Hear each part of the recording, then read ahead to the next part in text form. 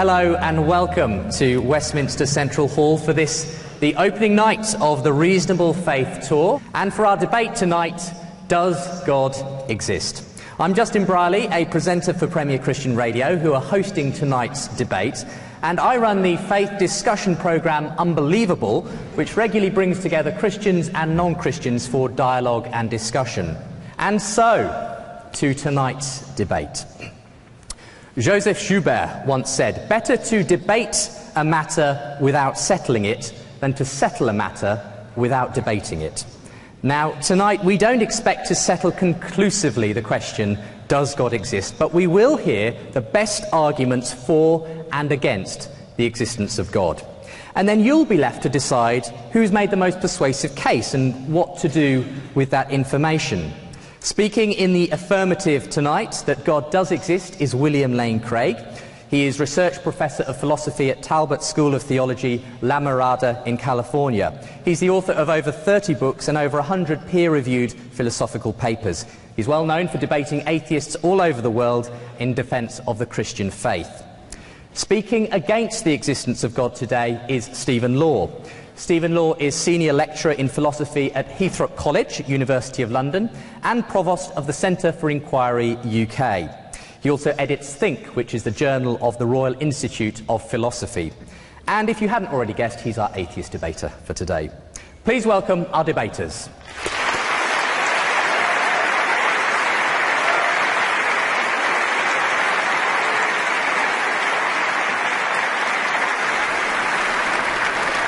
Now, a quick word about the format of tonight's debate. Each debater will give an opening speech setting out their case for and against the existence of God. That's going to be followed by 2 rounds of rebuttals against each other before each side sums up their own arguments.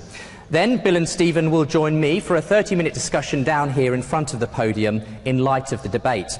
Now, we'd like to feed your questions into that time. Now, rather than taking questions from the floor, we've decided, in order to include as many questions as possible, that we're going to ask you to write down any questions you may have during the course of the debate. And I hope you may have got one of the paper slips for that purpose in your hands. And so we begin tonight's debate. Does God exist? And speaking in the affirmative, please welcome to the podium William Lane Craig.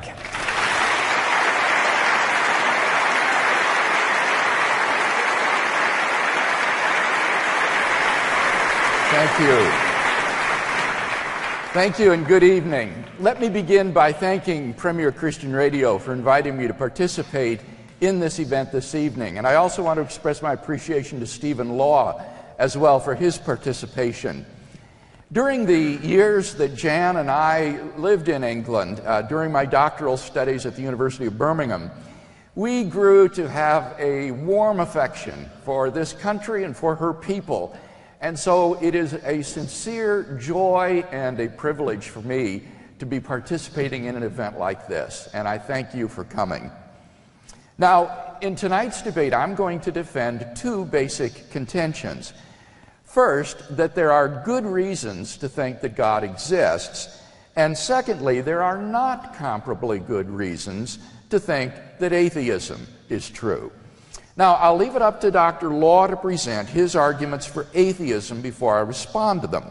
In this opening speech, I want to sketch briefly 3 lines of evidence in favor of God's existence.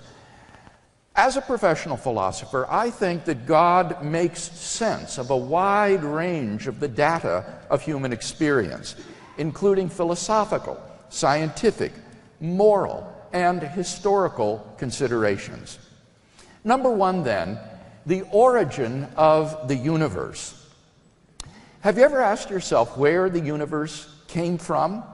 Did it have a beginning, or does it just go back and back forever? Typically, atheists have said that the universe is just eternal and uncaused. But there are good reasons, both philosophical and scientific, which call into question that assumption. Philosophically, the idea of an infinite past is very problematic. If the universe never had a beginning, that means that the number of past events in the history of the universe is infinite. But the real existence of an actually infinite number of things leads to metaphysical absurdities. To give just one example, suppose you had an infinite number of coins, numbered 1, 2, 3, and so on to infinity, and I took away all the odd-numbered coins. How many coins would you have left?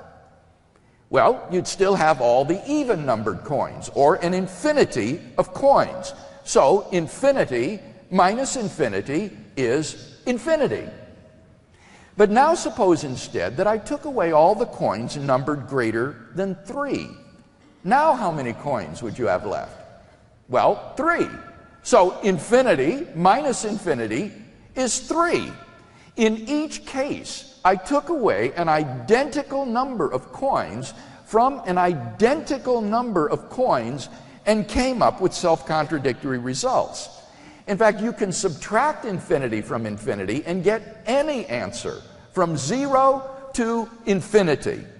For this reason, inverse operations like subtraction and division are simply prohibited in transfinite arithmetic.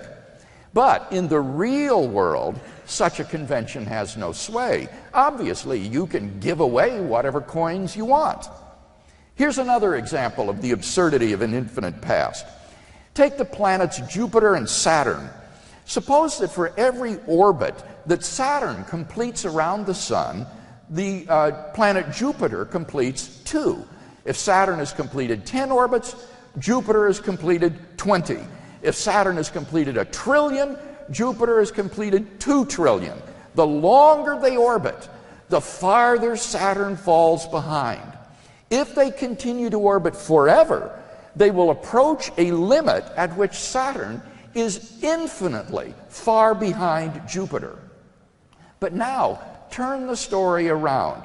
Suppose Jupiter and Saturn have been orbiting the Sun from eternity past. Now, which one will have completed the most orbits? Well, the correct mathematical answer is that the number of their orbits is identical. But that seems absurd. For the longer they orbit, the greater the disparity between them grows. So how does the number of their orbits magically become identical simply by making them orbit from eternity past?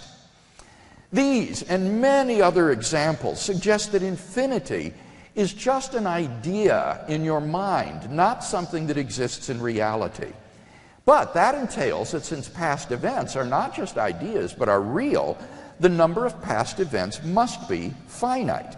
Therefore, the series of past events can't go back and back forever. Rather, the universe must have begun to exist.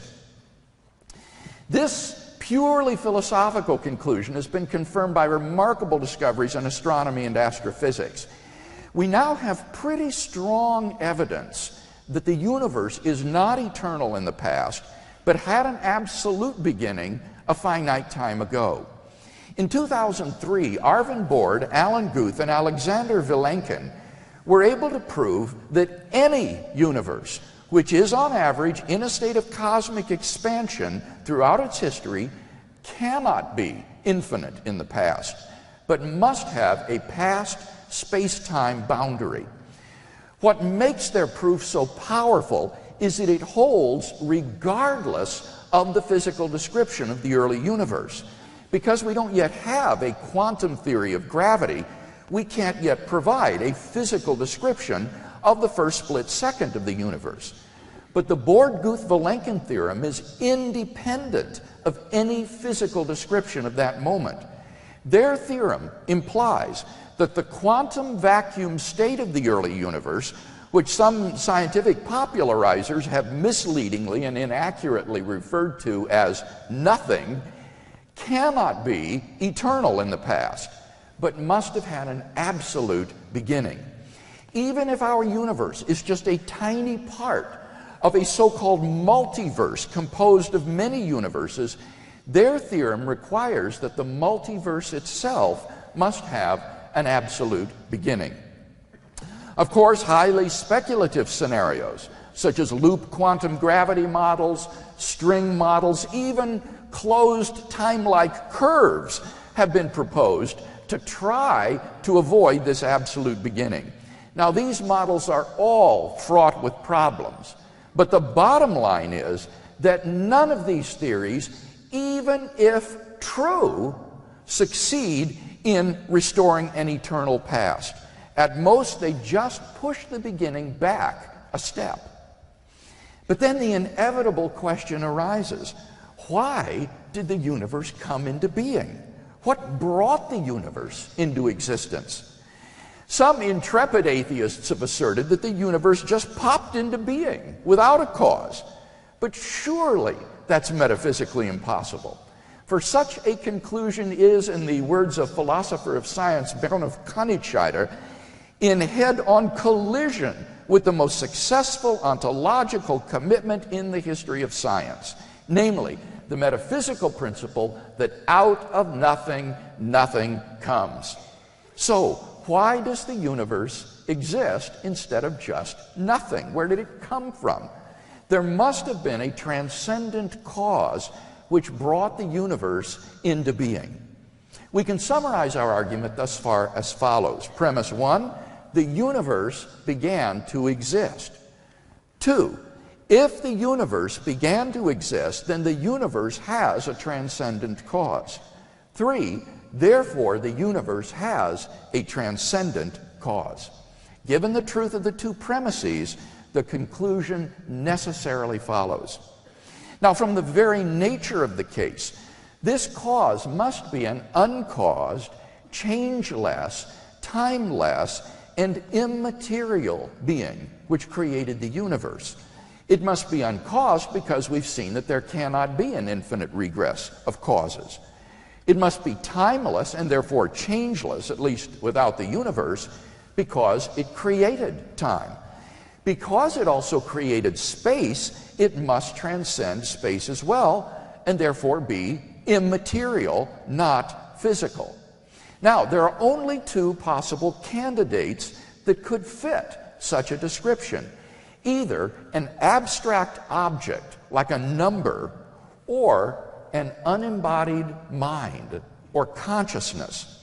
But abstract objects don't stand in causal relations. The number 7, for example, can't cause anything. Therefore, it follows that the transcendent cause of the universe is an unembodied mind. And thus we are brought not merely to an uncaused cause of the universe, but to its personal creator. Number 2, objective moral values and duties in the world. Our first argument gives us a transcendent personal creator of the universe, but it doesn't tell us anything about his moral character. How can we know that he is good? My second argument addresses that question. Premise 1 states, if God did not exist, objective moral values and duties would not exist. By objective moral values, I mean values which are valid and binding, whether people believe in them or not. Many theists and atheists agree that if God does not exist, then moral values and duties are not objective in this sense. For example, Michael Roos, an agnostic philosopher of science, states, morality is a biological adaptation, no less than our hands and feet and teeth. Considered as a rationally justifiable set of claims about an objective something, ethics is illusory. Morality is just an aid to survival and reproduction, and any deeper meaning is illusory, end quote. On a naturalistic view, moral values are just the byproduct of biological evolution and social conditioning, just as a troop of baboons exhibit cooperative and even self-sacrificial behavior because natural selection has determined it to be advantageous in the struggle for survival, so their primate cousins, Homo sapiens, have developed similar behavior for the same reason. As a result of socio-biological pressures, there has emerged among Homo sapiens a sort of herd morality, which functions well in the perpetuation of our species. But on the atheistic view, there doesn't seem to be anything about this morality that makes it objectively binding and true. Certain actions, such as rape, may not be socially advantageous, and so in the course of human development have become taboo. But that does absolutely nothing to show that rape is wrong. Such behavior goes on all the time in the animal kingdom. Given atheism, the rapist who chooses to flout the herd morality is doing nothing more serious than acting unfashionably, sort of moral equivalent of Lady Gaga, out of step with the herd. But that leads to our second premise. Objective moral values and duties do exist. In moral experience, we apprehend a realm of moral values and duties that impose themselves upon us. As philosopher Louise Antony so nicely puts it, any argument for moral skepticism is going to depend upon premises which are less obvious than the reality of objective moral values themselves. I was gratified to see that in his published work, Dr. Law affirms the existence of objective moral values, such as tolerance and open-mindedness. He rejects relativism as, and I quote, politically correct twaddle of a rather noxious sort. Rightly so. Actions like rape, cruelty, racial hatred, and child abuse aren't just socially unacceptable behavior. They're truly evil. Michael Roos himself admits, the man who says it is morally acceptable to rape little children is just as mistaken as the man who says 2 + 2 = 5. Some things, at least, are truly evil. But if that is the case, then it follows logically and inescapably that 3, therefore, God exists. Some people think that evil in the world provides overwhelming evidence against the existence of God. I think the exact opposite is true.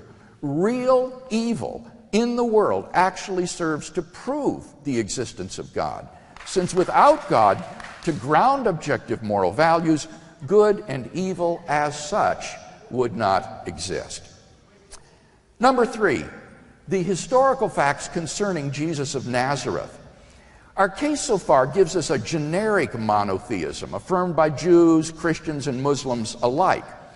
But do we know anything more about who this God is? Well, to answer that question, we have to look at the person of Jesus of Nazareth. The historical person, Jesus of Nazareth, was by all accounts a remarkable individual. Although Dr. Law has recently defended the claim that Jesus of Nazareth never even existed, historians have reached something of a consensus that Jesus came on the scene with an unprecedented sense of divine authority, the authority to stand and speak in God's place. He claimed that in himself the kingdom of God had come, and as visible demonstrations of this fact, he carried out a ministry of miracle working and exorcisms. But the supreme confirmation of his claim was his resurrection from the dead. Now, most people would think that the resurrection of Jesus is something you just believe in by faith or not. But there are actually 3 facts recognized by the majority of New Testament historians today, which I believe are best explained by the resurrection of Jesus. Fact number 1, on the Sunday after his crucifixion, Jesus' tomb was found empty by a group of his women followers.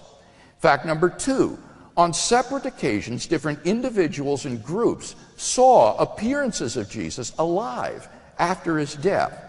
And number 3, the original disciples suddenly came to believe in the resurrection of Jesus despite having every predisposition to the contrary. N.T. Wright, an eminent New Testament scholar, concludes, that is why, as a historian, I cannot explain the rise of early Christianity unless Jesus rose again, leaving an empty tomb behind him. Attempts to explain away these 3 great facts, like the disciples stole the body or Jesus wasn't really dead, have been universally rejected by contemporary scholarship. The simple fact is that there just is no plausible, naturalistic explanation of these 3 facts. And therefore, it seems to me, the Christian is amply justified in believing that the best explanation of the evidence is that Jesus rose from the dead and was who he claimed to be. But that entails that the God revealed by Jesus of Nazareth exists. And thus we have a good inductive argument for the existence of God based on the resurrection of Jesus. In summary, then, I've presented tonight a cumulative case based on the origin of the universe, the existence of objective moral values and duties, and the resurrection of Jesus, for thinking that the God of Israel, the God revealed by Jesus of Nazareth, exists. If Stephen wants us to believe otherwise, that atheism is true, he must first tear down all three of the arguments that I presented, and then in their place erect a case of his own to prove that God does not exist.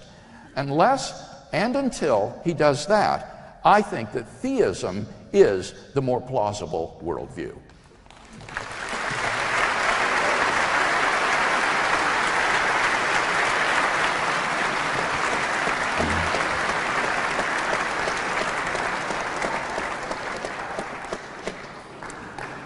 Thank you very much, Bill. And to present the case against the existence of God, please welcome Stephen Law.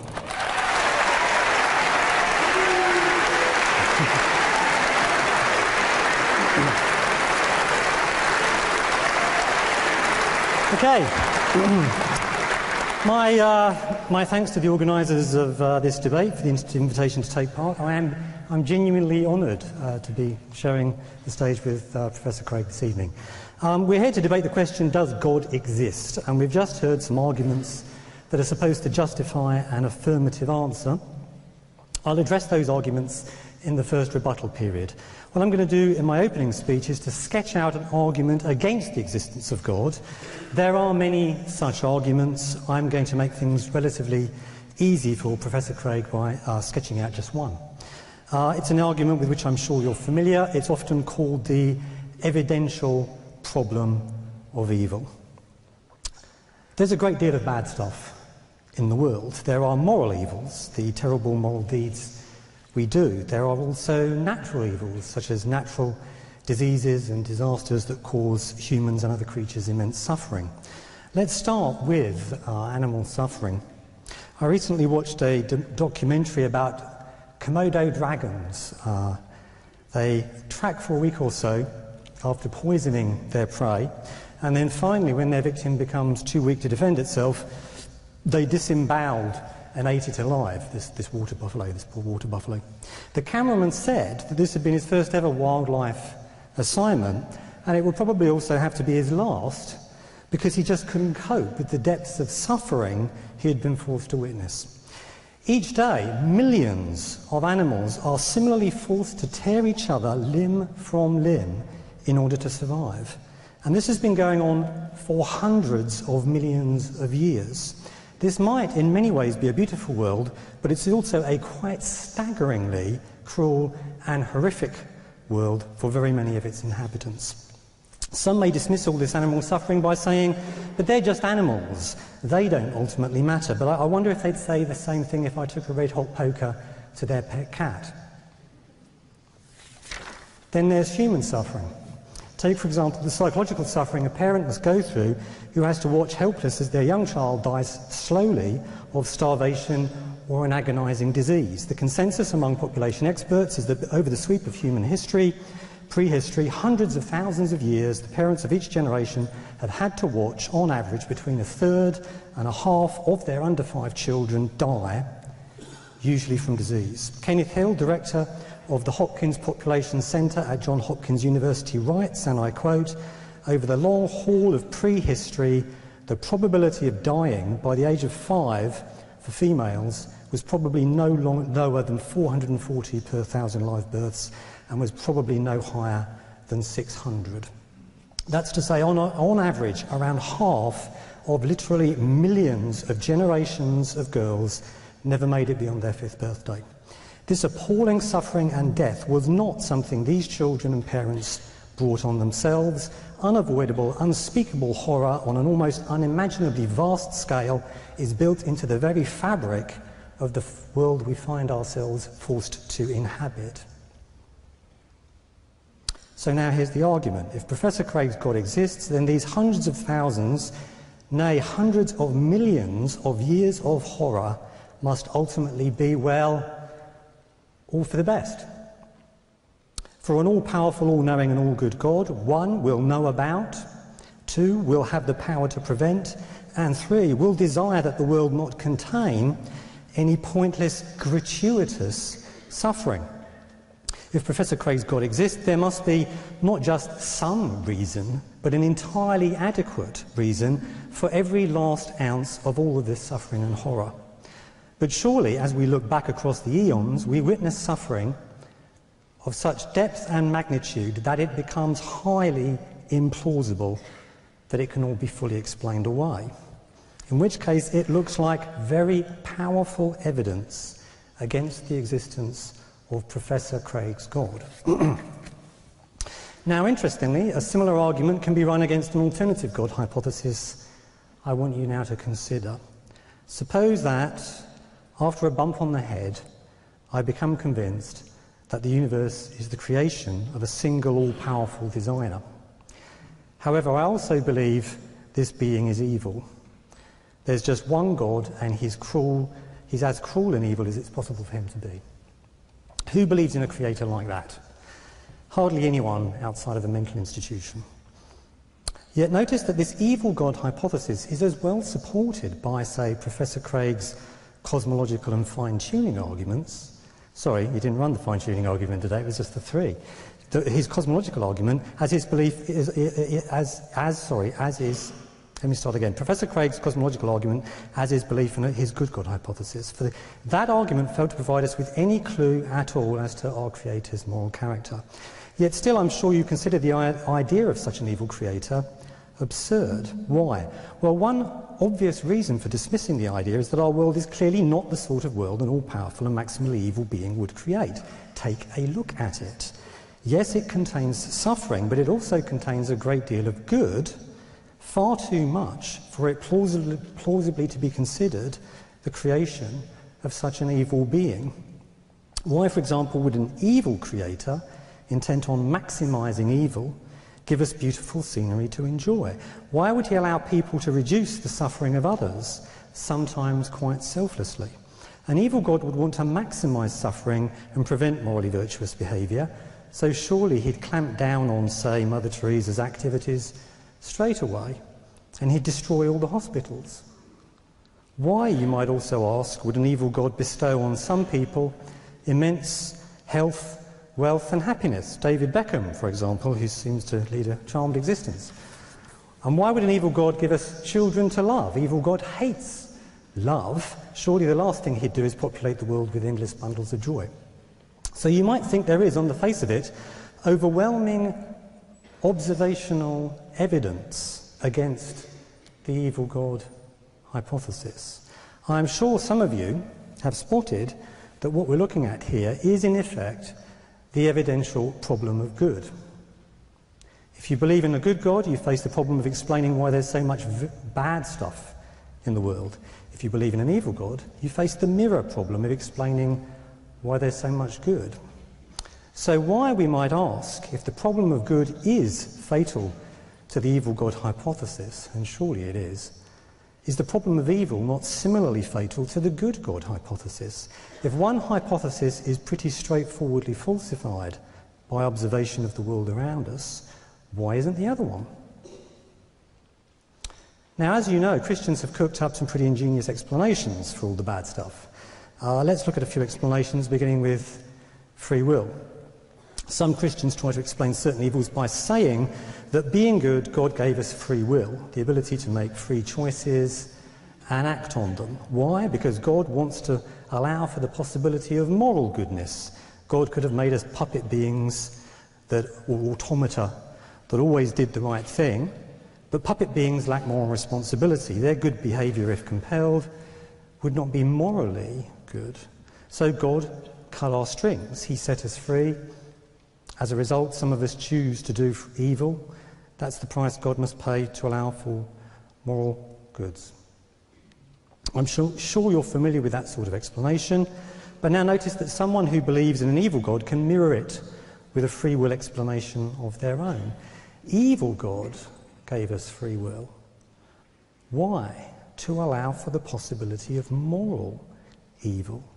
Evil God could have made us puppet beings automata that always did the bad thing, but puppet beings lack moral responsibility. Their bad behaviour, if compelled, would not be morally evil, and so evil God cut their strings. As a result, some of us choose to do good.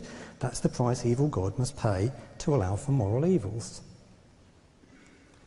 You can see I've taken a standard Christian theodicy and just flipped it around. Here's another example of theodicy flipping. Some Christians try to explain pain and suffering as the result of the operation of laws of nature, laws that are nevertheless on balance supposed to be good. So, for example, a Christian might argue that without a law-governed universe in which the effects of our actions can be predicted, we can't morally interact with each other. Suppose I see you cold and hungry. In order to help you by lighting you a warming fire and cooking you a much-needed meal, I need to know both that by striking a match I'll create a flame and that wood burns to release heat. Unfortunately, these same laws of nature have a downside. They entail that there will occasionally be, say, spontaneous forest fires that cause suffering. That's the price God pays for greater goods. Again, someone who believes in an evil God can produce a mirror explanation to account for goods. In order to allow the very great evil of my burning down your wooden house with you and your family inside, they may say, I need to know both that by striking a match I will create a flame and that wood burns. Such laws of nature are required for such very great evils to exist. True, these same laws have good consequences. They allow people to cook each other warming meals, for example. That's the price evil God pays for greater goods. We can similarly flip around familiar Christian suggestion that the pain and suffering we endure is there to allow us to grow and develop morally and spiritually. Yes, evil God wants us to suffer, do evil and despair. To that end, he introduces various goods into the world. But then why, you may ask, would an evil God allow a few people, such as David Beckham, to lead a charmed life? Why? To make the rest of us feel worse, of course. To invoke feelings of jealousy and resentment in others, to motivate crime, riots perhaps. Why would an evil God pepper his creation with some beauty which we enjoy? Because he requires a contrast. In order to fully appreciate the drab dreariness of day-to-day life, we need to be reminded now and then of how much better things might have been. Why would an evil God give us children to love? Because it's only if we truly unconditionally love someone that we can be made to suffer as we do when evil God kills them slowly before our eyes. In short, someone might conclude this is not, as many Christians suppose, a veil of soul-making. It is a veil of soul destruction, engineered by an evil God intent on crushing and breaking our spirits so that we bow out in agony and despair, as so very many of us do. While not all standard Christian explanations for evil can be reversed in this way, most can. Take, for example, explaining evil in terms of God's mysterious ways. A defender of belief in an evil God can adopt the same ruse, putting the God we see around us down to evil God's mysterious ways. After all, evil God is omnipotent and omniscient, isn't he? So, of course, his evil plans are likely to be largely beyond our understanding. Just because certain goods appear to us to be quite gratuitous, given his evil aims, gives us no reason to suppose that they really are gratuitous. Don't presume to know the mind of evil God. Moreover, just as some Christians maintain that whatever horror we experience in this life will be more than compensated for in the next, those who believe in an evil God can maintain that whatever goods we experience in this life will be more than compensated for by the far deeper, unremitting horror of the next. Clearly, despite these and various other ingenious manoeuvres that might be made in defence of belief in an evil God, it remains the case that there's far too much good stuff in the world for it to be the creation of such an evil deity. We can still, on the basis of what we observe around us, reasonably conclude that there's unlikely to be an evil God. So my question is, if the evil God hypothesis can, solely on the basis of observational evidence, be ruled out as highly unlikely, why can't we similarly rule out the good God hypothesis? True, we may not know the answer to the question, why does the universe exist? Perhaps we'll never know. It doesn't follow that we can't quite reasonably rule certain answers out. Obviously, we can quite reasonably rule out the evil God hypothesis, and on the basis of what we can see around us. So why not the good God hypothesis? Why suppose, as I assume Professor Craig does, that the good God hypothesis is not just a bit more reasonable, but very significantly more reasonable than the evil God hypothesis? For remember, the latter hypothesis remains downright absurd, notwithstanding such appeals to evil God's mysterious ways and so on. That's the challenge I'm putting before Professor Craig tonight, to explain why belief in a good God is, on the basis of the available evidence and arguments, not just a bit more reasonable than belief in an evil God, but very significantly more reasonable than belief in an evil God. How might Professor Craig respond to this challenge? Well, he's given his arguments for his particular God, of course. I'll examine those next, though notice that the first one was completely neutral on God's moral properties, so it provides no support for a good God over an evil God. In fact, Dr. Craig is now down to 2 arguments. He may also try to disarm the problem of evil, perhaps by invoking a smokescreen of scepticism and mystery. He may say, well, we just can't presume to know, regarding all the horror we see around us, that God lacks adequate reasons for it. But as we've just seen, we can use the same sort of smokescreen to defend belief in an evil God. We can say, well, we just can't presume to know, regarding all the goods we see around us, that evil God lacks adequate reasons for them. So Professor Craig cannot, by means of such a smokescreen, show that belief in his good God is better supported than belief in an evil God. It will be interesting to see, I'll be interested to see, how he thinks it can be shown to be better supported. Now, that went really fast. I'm left with 2 minutes, and I just want to add in my 2 minutes, if it's okay, something that's on the desk. I'm just going to reach over and get it. I just wanted to add, because Professor Craig mentioned it, that, actually, you know what, I'm going to leave this till later. I'm just going to stop now, give Craig a bit of extra time, and I'll talk about it afterwards. Thank you very much for listening. Okay.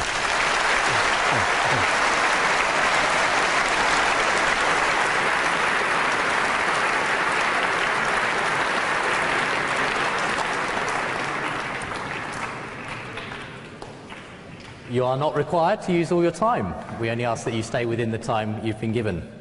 Well, you've heard the opening speeches. Now it's time for Professor William Lane Craig to make his first response.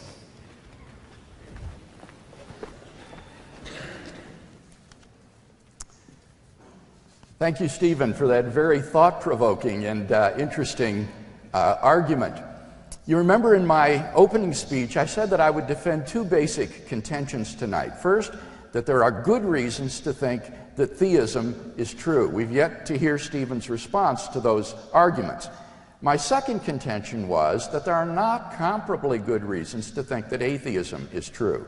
Now, Stephen has offered one argument for atheism, basically the problem of evil in an evidential version. Is this a good argument for God's non-existence? Well, I think not.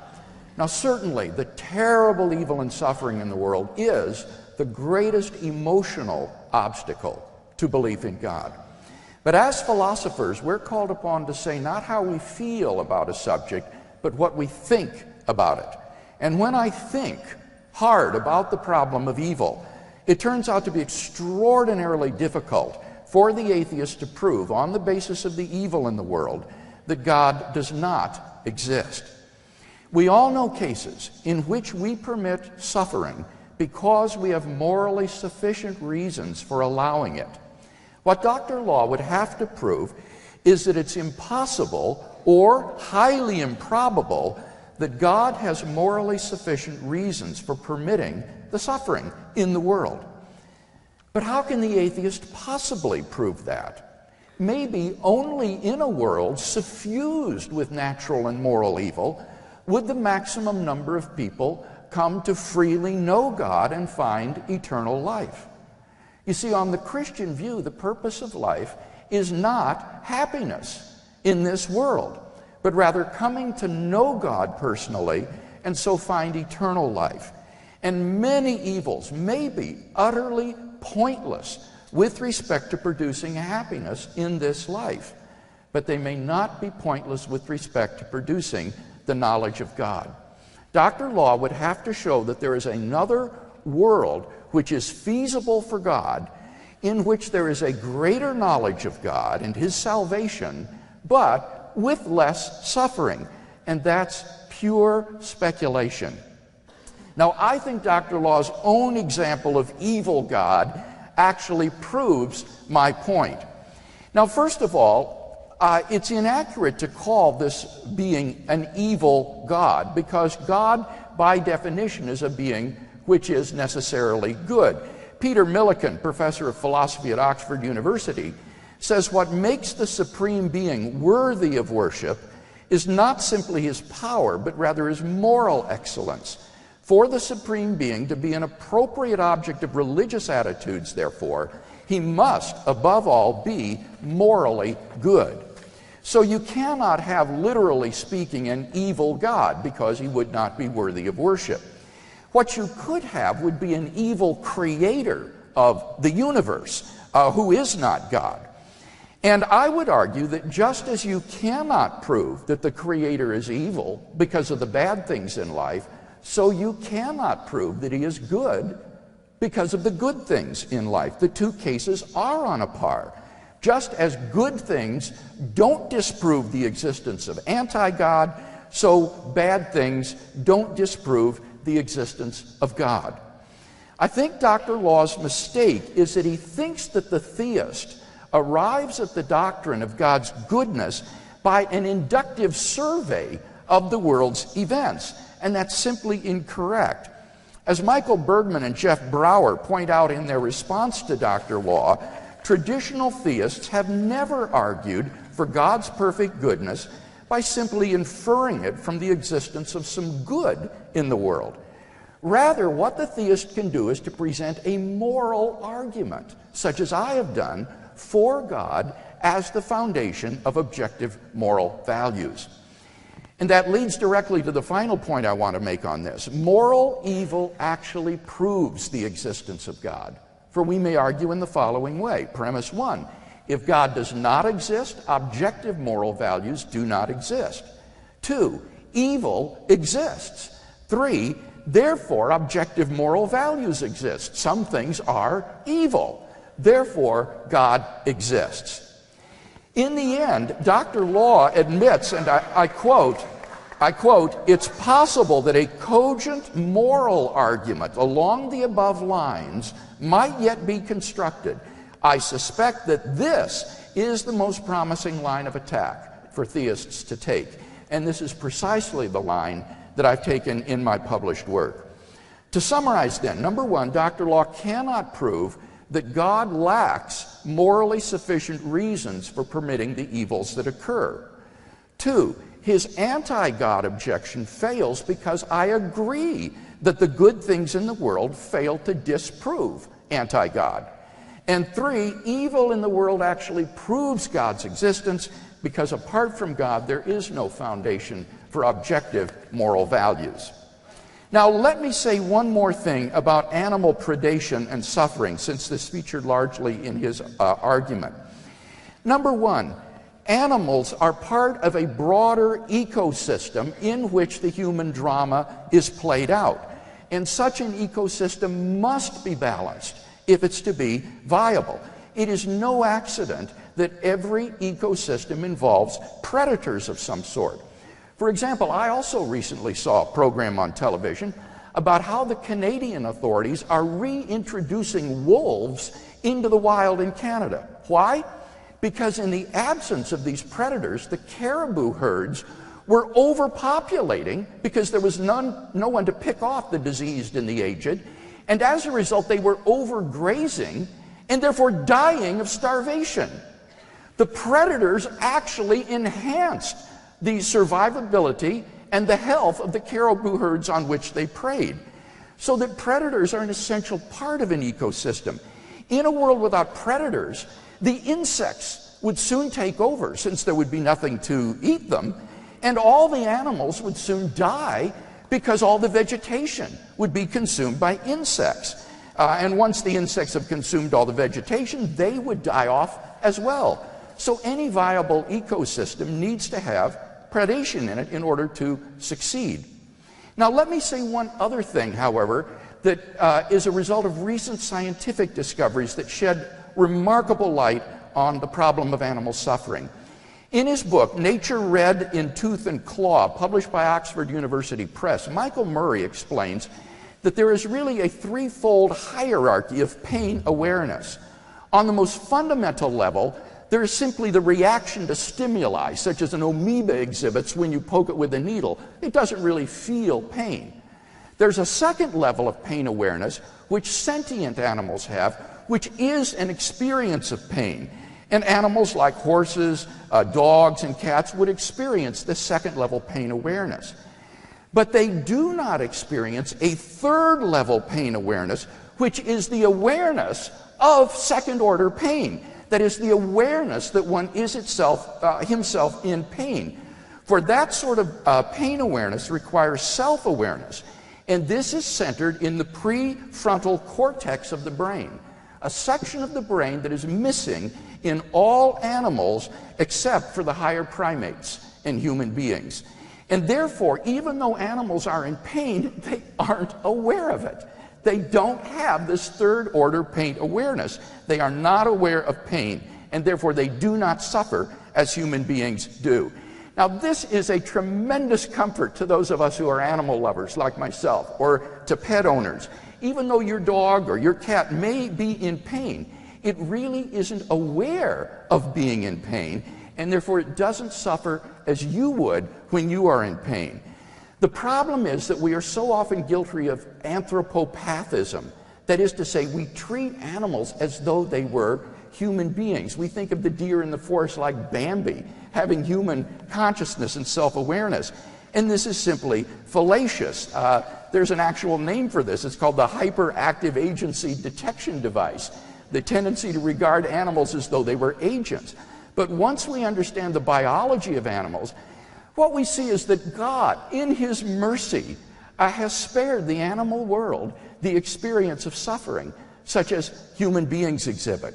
So I think that this goes a long way towards solving the problems that Dr. Law indicates. In any case, those 3 points remain. He cannot show that God lacks morally sufficient reasons for the suffering in the world. His anti-God objection fails because goodness in the world doesn't disprove anti-God. And in any case, evil in the world actually proves the existence of God Himself.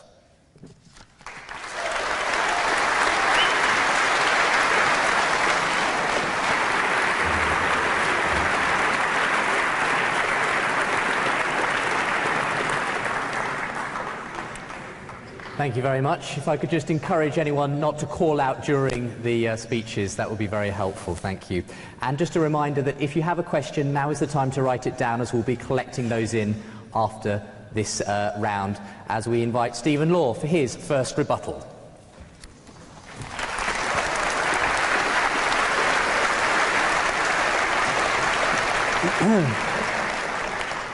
Okay.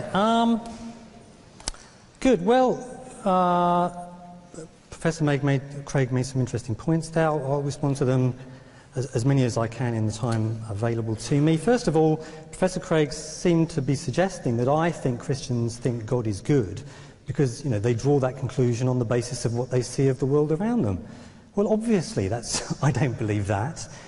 He's attacking a straw man at that point. I assume that Christians have some other reasons for thinking that God is good, because it's pretty obvious from what we see of the world around us that it really does not support that belief. That's certainly not why I think that Christians believe that God is good, not at all.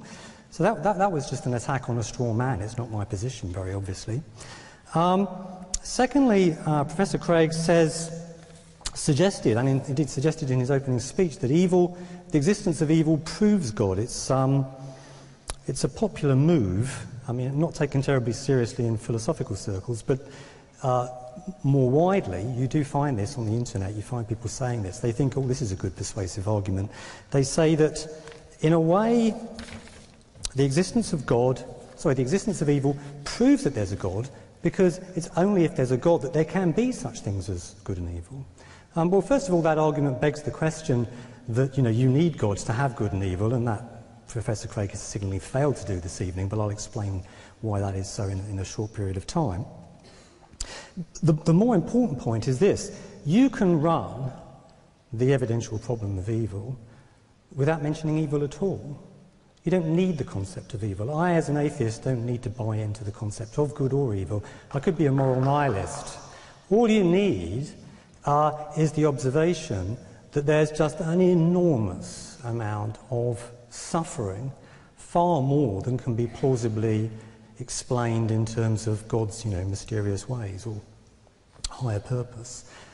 That's all I need to point to. Christians can buy into the concept of good and evil. I don't need to in order to run the objection. And in fact, this is widely recognised to be true. You can set up the problem of evil without even using the concept of evil. You don't have to buy into the concept of evil to run it. So that's just a red herring. Okay. It's not true that evil proves God. His other main arguments seem to be that, well, basically to concede that you can't be pretty confident that there's no evil God on the basis of the amount of good that we see around us. Well, yeah, clearly. We all know that's not true. I mean, we can see that there is an immense amount of good stuff in the world, and it's just implausible that, it can be squared in some way with the existence of an all-powerful and supremely malignant deity. Yes, there are all these ingenious explanations we can concoct and gerrymander, but the fact is, we can all see, we all know, and we will confidently dismiss, rightly so, the evil God hypothesis purely on the basis of what we can see of the universe around us. And if we can do that, then why can't we do it for the good God hypothesis? Professor Craig has not answered that question. That is the challenge I'm setting. In order to avoid the challenge, he's basically having to get incredibly sceptical. He's really having to play the mystery card at this point and say, we just can't know whether there's an evil God on the basis of looking at the world around us. Really? Pull the other one would be, my response to that. And if we can show, beyond reasonable doubt, I'm not using the word proof, I don't like it, beyond reasonable doubt, that there is no evil God on the basis of empirical observation of the world around us, then why on earth can't we show that there's no good God on the basis of empirical observation of the world around us, the sheer quantity of bad stuff that there is? That's basically the challenge I'm putting forward, and it seems to me that Professor Craig is just having to play a highly implausible, sceptical card in order to try and get himself out of trouble at this point. And that's the best he can do at this point, is that we can't know. We couldn't possibly know that whether or not there's an evil God on the basis of observation of the world around us. I just don't buy it. Professor Craig has also run, I forgot at which point he did it now, but he has run an afterlife kind of explanation. He said that the evils we experience in this world become easier to understand for a theist once we remember that we can look forward to an eternity of bliss in heaven. There is a higher reason, there's a higher purpose. It's not all about life here on this planet. As I've already pointed out in my opening speech, such afterlife type explanations can also be run by someone who believes in an evil God. They can insist that the goods we experience in this life will be more than adequately outweighed by the horrors of spending eternity in the company of the supremely malignant deity in the next. Clearly that's not good enough as an explanation, as a defence of reasonableness, the belief that belief in an evil God is reasonable. And if it won't do in defence of belief in an evil God, then why on earth should we find it remotely plausible as a defence of belief in a good God? So I can't see that Professor Craig has really got a decent response here at all. In fact, many of the moves that he usually makes have just not cropped up, interestingly, probably because he can see that they're not going to work once we start thinking about the evil God hypothesis. It's a very simple challenge. we can see, on the basis of observation of the world around us, the sheer quantity of good stuff that there is, that there's more than enough to justify the conclusion that there is no supremely malignant, all-powerful deity in charge of the universe. And if that is true, then it just won't wash to say, oh, but we can't know that there isn't a good God, because perhaps there is some deeper reason for all of this horror that we see around us. It's clear that there is sufficient evidence, I think, and it seems to me, what I find most baffling, I think, is the extent to which people just can't see that, and the extraordinarily convoluted intellectual manoeuvres that they have to go through in order to try and convince themselves that what they believe is not, given the available evidence, downright ridiculous. So I think I've dealt with most of Professor Craig's points. He also made some appeals to some explanations for animal suffering, which basically were variants of the appeal to laws of nature, which I've already pointed out. You can flip those kinds of theodicy. I'm not even going to attempt to do so now, but we could do that. So I think I've covered most of the points I wanted to make there. Let me just repeat. I think that Professor Craig's point is we're just not in a position to judge with any confidence that it's improbable that God lacks morally good reasons for creating or allowing all this suffering. He argues that our failure to discern God's reasons is not a good reason to suppose that God doesn't have them. Perhaps in some way we cannot fathom they contribute to our eternal salvation. But as I've pointed out, much the same reply can be made by someone who believes in an evil God. Evil God is also omnipotent and omniscient, so of course his reasons are also likely to be largely beyond our ken.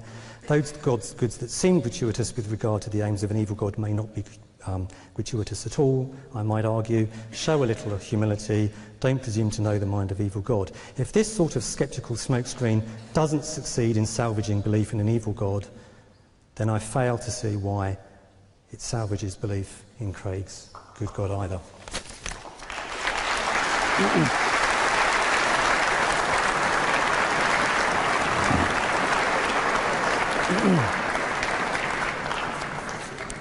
Let's invite William Lane Craig back to the podium as he responds again to Stephen Law.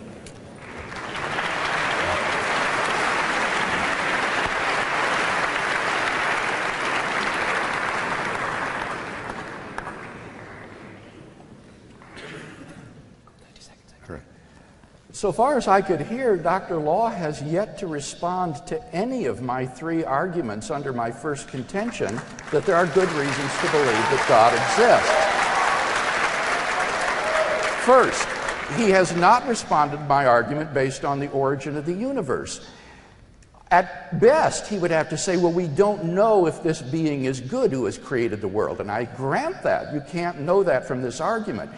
But it is a strange form of atheism, one not worth the name, that admits that there is a beginningless, uncaused, spaceless, timeless, immaterial, enormously powerful, personal creator of the universe. That, I don't think, deserves to be called atheism. So he's got to interact with this argument because the problem of evil doesn't refute it, because it doesn't say anything about the moral properties of this being. Secondly, what about the argument based upon the existence of objective moral values and duties? Here, frankly, I was stunned and disappointed to hear him retreat from his affirmation of objective moral values in his published work to now regarding this as being non-objective. And then you've got to deal with the problem that the objectivity of moral values is more obvious than any argument for moral skepticism. The atheist philosopher Peter Cave puts it this way: whatever skeptical arguments may be brought against our belief that killing the innocent is morally wrong, we are more certain that the killing is morally wrong than that the argument is sound. Torturing an innocent child for the sheer fun of it is morally wrong, full stop. And that's why John Cottingham reports that there is an increasing consensus among philosophers today that some sort of objectivism is correct. The problem is that on atheism there is no explanation for the reality of objective moral values and duties, and that's what theism will give you. Thirdly, the argument concerning the resurrection of Jesus has not even been addressed in tonight's debate. So, are there comparably good arguments for atheism? Well, I made 4 points by way of response to his argument. First, he hasn't been able to show that it's improbable or impossible that God has morally sufficient reasons for the suffering in the world. And he really admits this. His only gambit is to say, well, yeah, that's true, I can't show that, but neither can you show that the evil creator wouldn't have sufficient reasons for allowing good things in the world. Well, that's the second point. And I agree that you cannot disprove anti-God by just looking inductively at the good things in the world. The world is morally ambiguous, and that's not how theists come to believe in the goodness of God. Stephen Weikstra, who is an expert in the problem of evil, puts it this way.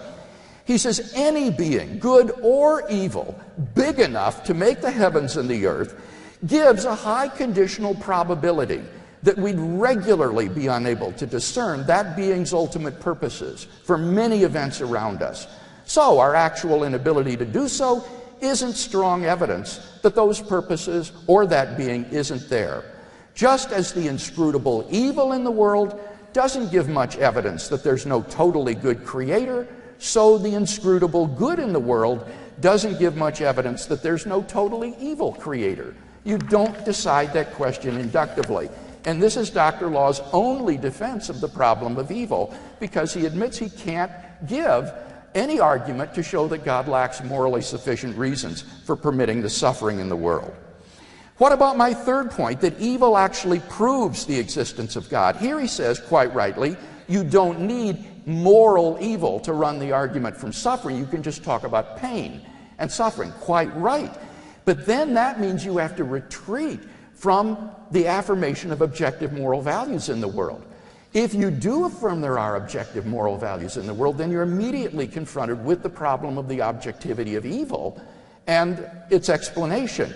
In his book, Humanism, Dr. Law says, and I quote, "None of this is to deny that there is a puzzle about the objectivity of morality, about how it is possible for things to be morally right or wrong, independently of how we or even God might judge them to be."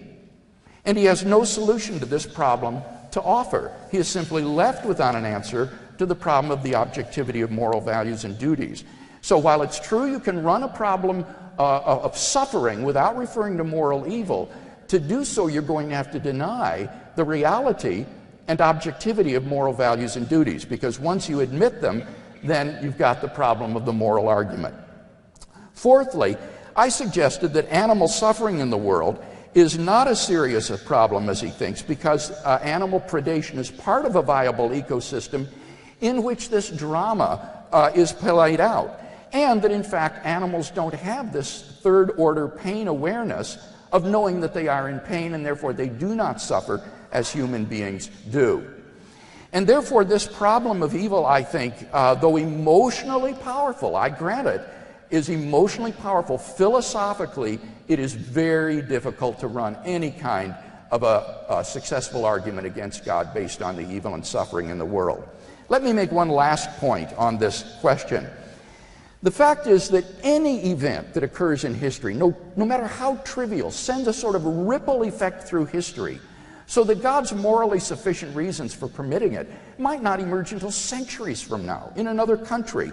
This was already understood in classical physics.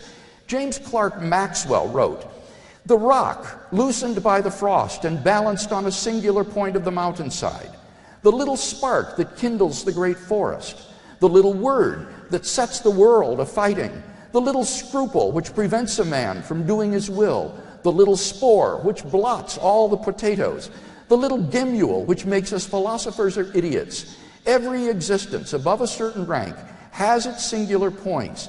The higher the rank, the more of them. At these points, influences whose physical magnitude is too small to be taken account of by a finite being may produce results of the greatest importance. The fact is that when we see an incident of evil or suffering enter our lives, we are simply not in a position to say with any kind of confidence that God lacks morally sufficient reasons for permitting that to occur. We're simply not in a position to make those kind of judgments competently. And therefore, it's simply impossible for the atheist to show that it's improbable or impossible that God has morally sufficient reasons for permitting the evil and suffering in the world, particularly when we keep in mind the Christian concept of God and the Christian purpose of suffering. It is not to produce happiness in this life. I grant it. It is rather to provide a context in which people may freely respond to God and his offer of eternal life and forgiveness and come to know him. And it may be that only in a world that is suffused with suffering of a natural and moral sort that the maximum number of people would freely come to know God and his eternal life. Dr. Law would have to show that there is another feasible world available to God that has greater knowledge of God and his salvation than this world, but with less suffering. There's no way the atheist can do that.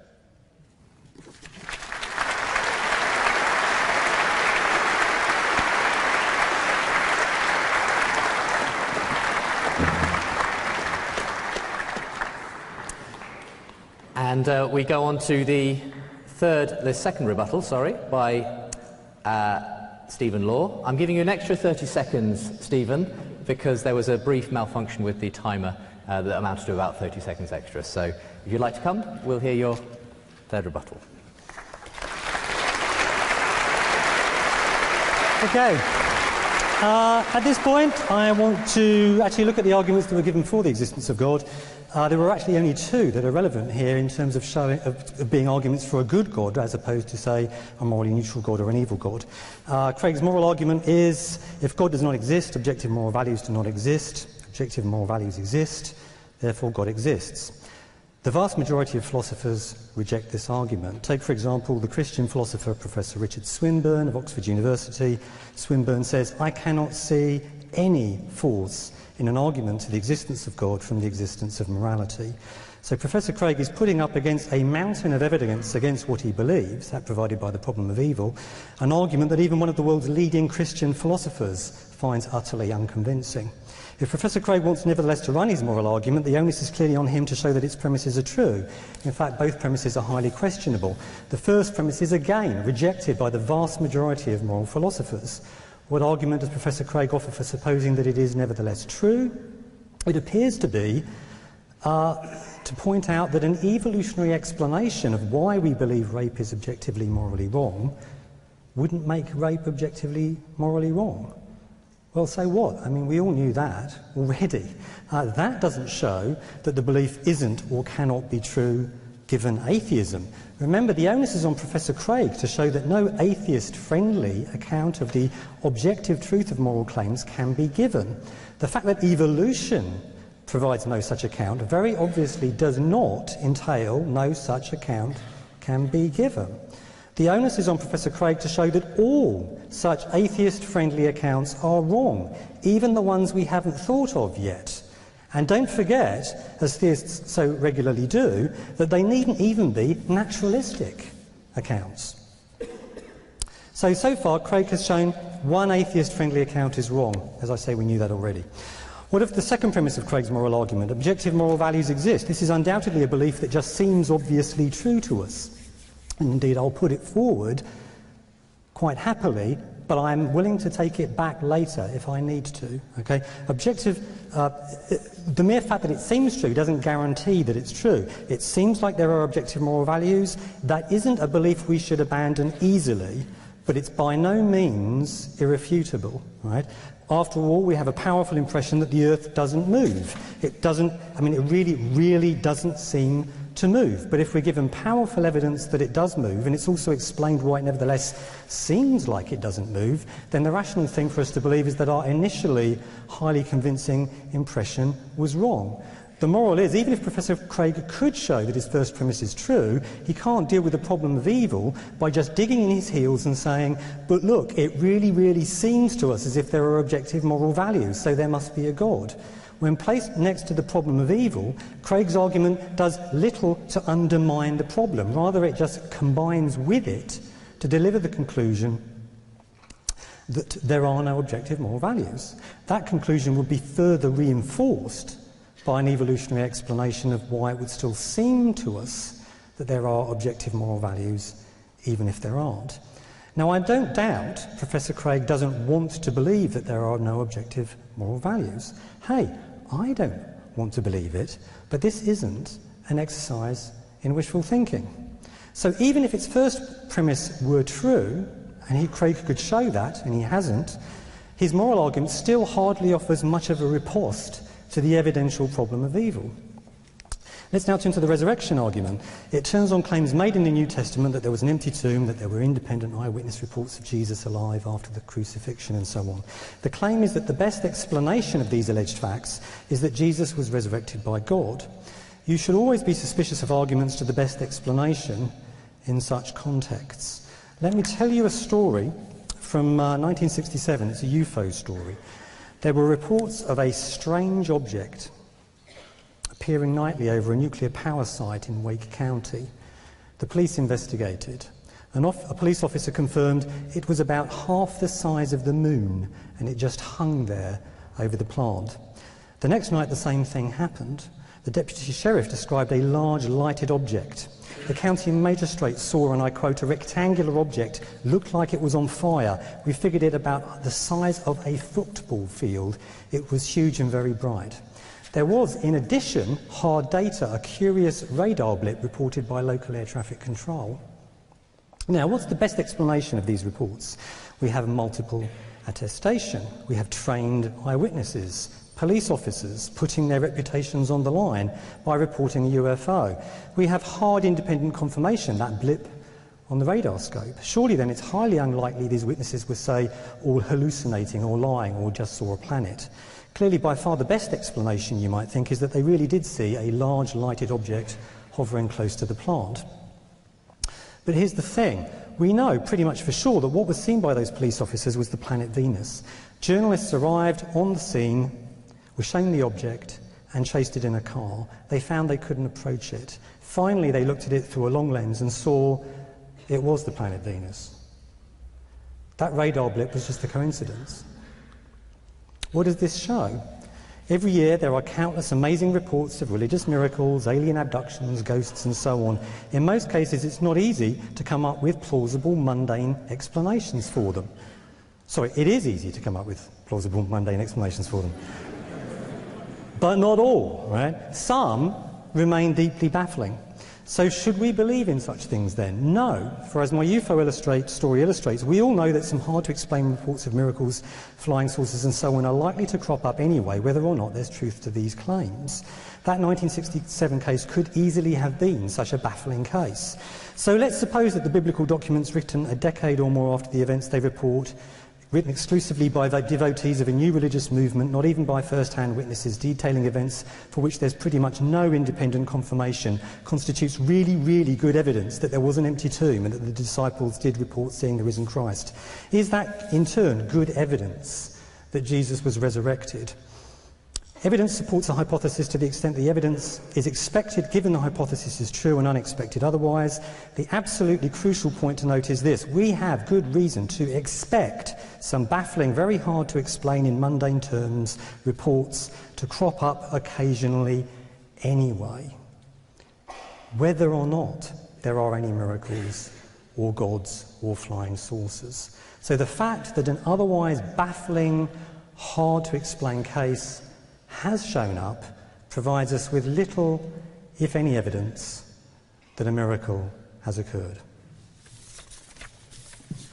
Stop there.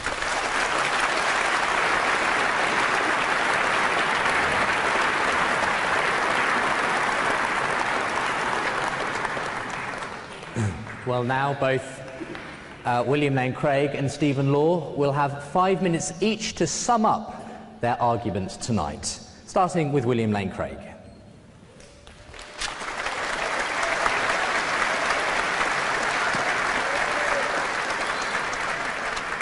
Thank you. Well, I hope you've all enjoyed the debate tonight as much as I have. I've enjoyed the stimulating interaction with Stephen. I argued tonight that there are good reasons to think that God exists. My first argument, based on the origin of the universe, has gone unrefuted. Therefore, we can all agree tonight that there is an immaterial, uncaused, beginningless, spaceless, timeless, enormously powerful personal creator of the universe who may or may not be good. That would be a very strange form of atheism. Secondly, I've argued that objective moral values and duties point to the existence of God. First, because if God did not exist, objective moral values and duties would not exist. And here, Dr. Law's only refutation was to appeal to authority. He said, well, Richard Swinburne doesn't agree with this argument. Well, granted, Richard Swinburne doesn't agree with the argument. But those who do agree with this premise include atheists like Nietzsche, Russell, Sartre, Mackey, and manifold others. So if you want to appeal to authority, I can give a long list of atheists who agree that if God does not exist, then objective moral values and duties do not exist. One of these would be Joel Marx, a philosopher who 2 months ago wrote a remarkable article called Confessions of an Ex-Moralist. He said, could I believe that the wrongness of a lie is any more intrinsic to an utterance than beauty was to a sunset, or wonderfulness to the universe? Doesn't it make far more sense to suppose that all these phenomena arise within my breast, that they are the responses of a particular sensibility to otherwise valueless events and entities? Someone else might respond completely differently from me, such that for him the lie was permissible, the sunset banal, and the universe nothing but atoms and the void. And so Marx came to realize that as an atheist, he had to give up his belief in the objectivity of moral values and duties. He said, I used to think animal agriculture was wrong. Now I will call a spade and declare simply that I very much dislike it and want it to stop. I am simply no longer in the business of trying to derive an ought from an is. It seems to me Marx is entirely justified there. In the absence of God, there just is no explanation that the naturalists propose that would explain the existence of objective values and duties. And this is critical. As Shelley Kagan, a Yale ethicist, has said, this need for explanation in moral theory cannot be overemphasized. One of the things we want our moral theory to help us understand is how there can even be a moral realm and what sort of objective status it has. And Dr. Law simply hasn't offered anything, whereas the theist can offer a transcendent ground in God, His nature, and His commands. So I think that theism offers us a better foundation for the objective moral values that we all hold dear. What about the resurrection of Jesus? Dr. Law rightly points out that there are many reports of paranormal phenomena, and these ought to make us very cautious in assessing miracle claims. But I would say two things. First of all, any claim must be weighed by objective criteria: explanatory scope, explanatory power, plausibility, degree of ad hocness. And I don't know of any natural explanation that passes those criteria, as well as the explanation that God raised Jesus from the dead. Secondly, the resurrection of Jesus, I think, is plausible because of the religio-historical context in which it occurs. It's not a bald anomaly occurring without a context. It comes as the climax to Jesus of Nazareth's own unparalleled life and ministry, a man who claimed to be the absolute revelation of God and the way to eternal life. If this man has been raised from the dead, then he has been vindicated by God in those allegedly blasphemous claims for which he was crucified. And therefore, I think these claims have a degree of plausibility that paranormal phenomena would not. So I think we've got good grounds for believing in Christian theism. What about atheism? Well, basically all we've heard is the evil God objection, but as I explained, you can't disprove the evil creator hypothesis just by appealing to goods in the world. And similarly, you cannot disprove the good creator hypothesis by appealing to evils in the world. Why? Because we're not in a position to judge with any confidence when some incident of suffering occurs that God has no morally sufficient reason for allowing it to occur. And therefore, I'm convinced that on balance, the weight of the evidence tips clearly in the side of Christian theism. And for that reason, I remain enthusiastically a Christian theist.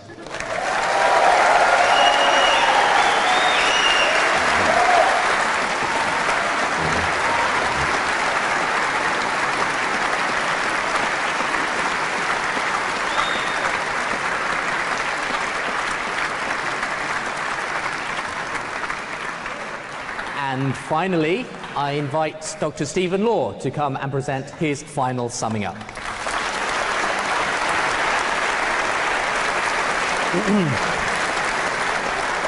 I started out by pointing out that as we look back across the hundreds of millions of years of sentient life on this planet, we find suffering on a stupendous scale. For example, we humans have, over many hundreds of thousands of generations,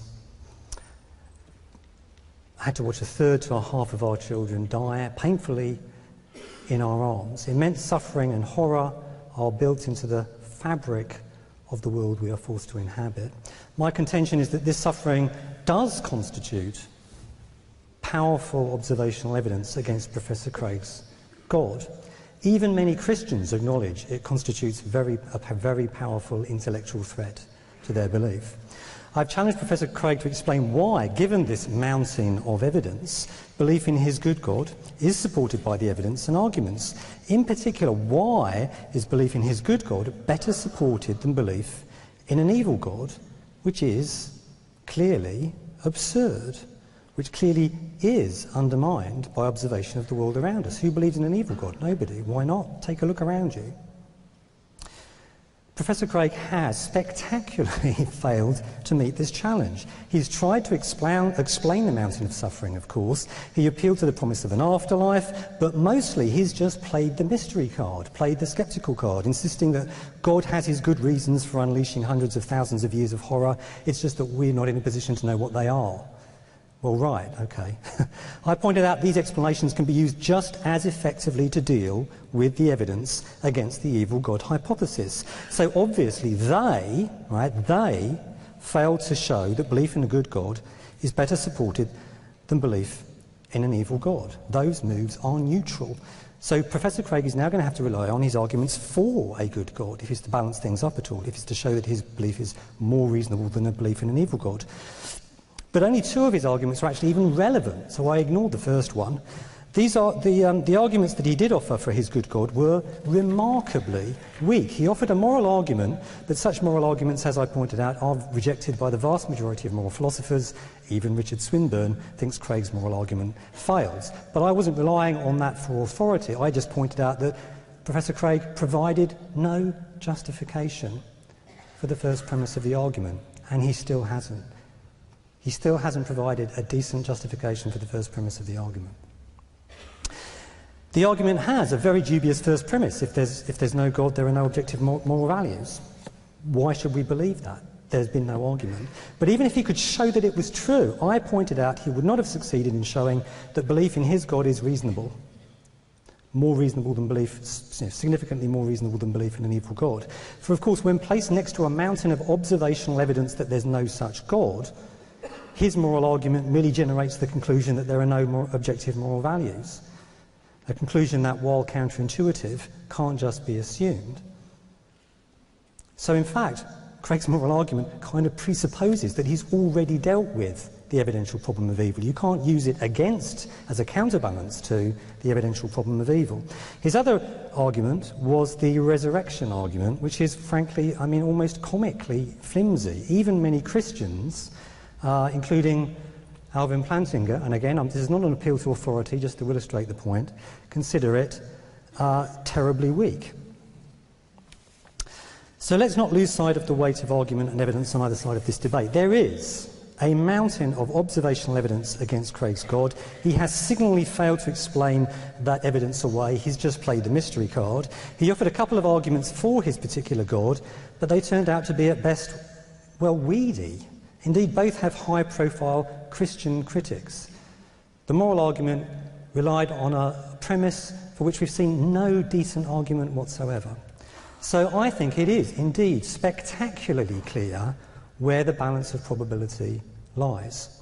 We may not know why the universe exists, but we can quite reasonably rule certain answers out, such as that an evil God created it. We all know that. We can, for much the same sort of reasons, observational reasons, quite reasonably also rule out the suggestion that Professor Craig's good God created it.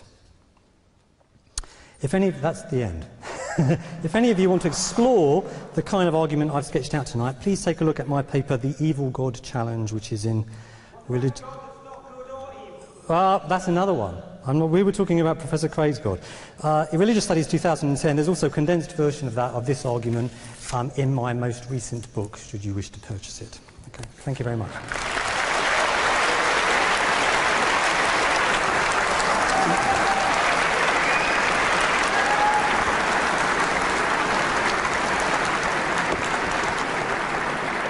Well, thank you both Bill and Stephen. It's been a fascinating debate, I'm sure you'll agree, and we're going to move now into our discussion time. So if I could ask the helpers to come and move the chair. A lot of people have obviously picked this up, and a lot of people ask things like, to you Stephen, your argument seemed to be based around the fact that the creator in question isn't necessarily good or bad.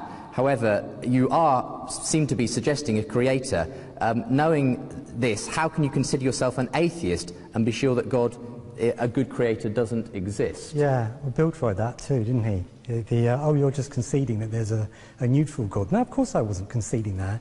I came here to talk about Professor Craig's God, rather than some, say, morally neutral God or multiple gods. There are all sorts of God hypotheses we might consider, and indeed other hypotheses as to why the universe exists. I'm interested in cosmological arguments and fine-tuning arguments. However, the flaw in them that I'm interested in, so far as Professor Craig's God is concerned, is the fact that they are completely useless so far as establishing the moral properties of the creator in question. That is not to concede that they are good arguments. Of course it isn't. And Professor Craig was pulling a fast one when he suggested that I was somehow just conceding that there is a God and that he had established that. I wasn't conceding that at all. I was merely restricting the debate to his particular God and focusing on the fact that the argument that he presented, the first argument, gave us no grounds whatsoever for supposing that this creator, if he exists, is all good, any more than it gives us grounds for supposing that it's all evil. Bill, do you want to respond? Well, I would say in response to that since we both agree that the cosmological argument, my first argument, doesn't even attempt to establish the moral properties of the creator, that means the problem of evil is irrelevant with respect to it. It doesn't offer any refutation of it. And that was what I meant when I said you tacitly concede that there is a creator of the universe in a debate context because you don't refute it. I mean, in a debate context, to refuse to address and engage with an argument is to tacitly admit it. Now, obviously, I don't think you personally believe that there's a creator of the universe, but I'm trying to goad you into responding to the argument. Why don't you believe that there is a creator? Yeah, well, I know, of course, I can see exactly, something strange happened there. I mean, the thing about this kind of argument is that I'm pretty sure it's a terrible argument, as are the vast majority of philosophers. But if you ask me, well, exactly what's wrong with it, give me the exact flaw so far as an argument for the existence of a creator is concerned, I'm not sure. I change my mind from day to day about exactly where the real problems with it lie. But I'm absolutely confident that there are many significant problems, and we probably all know, we've all talked about them on many occasions previously. We came here today to talk about Professor Craig's God, right? A very specific kind of God, and I just bracketed the argument because it's irrelevant so far as establishing that there's a good God rather than, say, an evil God. It's just neutral on the moral properties, as you yourself have conceded. Yes, so I just put it to one side. Rather than see that as a deficiency of the argument, I find that to be an attractive feature of the argument because of its modesty. It doesn't try to prove all of the attributes of God. It gives us the ones that I mentioned: personal, enormously powerful, timeless, spaceless, immaterial, transcendent cause of the universe, but it doesn't address the moral issues. So that's why I see it as part of a cumulative case, as you know, where I'll supplement but actually it provides no cumulative content at all so far as establishing that there's a good God as opposed to an evil God. Well, it establishes that there is a personal creator who has these properties, but it doesn't address the moral whatsoever so far as settling that issue. Not as far as the moral is concerned. I mean, what so often happens in these debates is that atheists, allow themselves to be sucked into detailed conversations about exactly what's wrong with the cosmological argument and lose sight of the larger structure of the argument. such as the fact that even if it were true that there is some sort of creator, there is nevertheless abundant evidence that it's not an all-powerful, all-good God. And so in a way you can create, and I'm not accusing you of this, Bill, but it is possible to create a kind of smoke screen, immunising smoke screen around your belief by conjuring up questions about exactly what's wrong with the cosmological argument, and then distract people's attention away from the elephant in the corner of the room, which is, even if you could show that there was some sort of creator, it ain't that one. Pardon me? Even if you could show what? It's not your one. It's not that one. It's not the good God if there is a creator. In the same way that we can be absolute. It's part of a cumulative case. But it makes there's no cumulative case at all so far as showing that it's, say, good rather than evil. And the challenge that I set up was to explain... This question comes up. A lot of people asking a similar question. Why not, and this could apply to both of you, argue that God is simply neutral? Does she or he have to be good or evil? So Stephen appears to be saying here, Bill, even if I granted you the cosmological argument, and we haven't heard his full objections to that yet, but even if I did, why assume it good rather than evil? That's my moral argument. Okay, see, just explain that again. And so I offer a cumulative case where the first argument gives us a personal creator of the universe. Often I'll use a fine-tuning argument to give us a designer of the universe, a moral argument to give us some of his moral properties. And so you build a theologically rich concept of God through all of these various arguments. And this is the project of natural theology. This is the way it works. You build a cumulative case for the existence of God. But the problem is and that to concede part of the case, I think, would be disingenuous for the atheist. He doesn't really believe there's a personal creator and designer of the universe.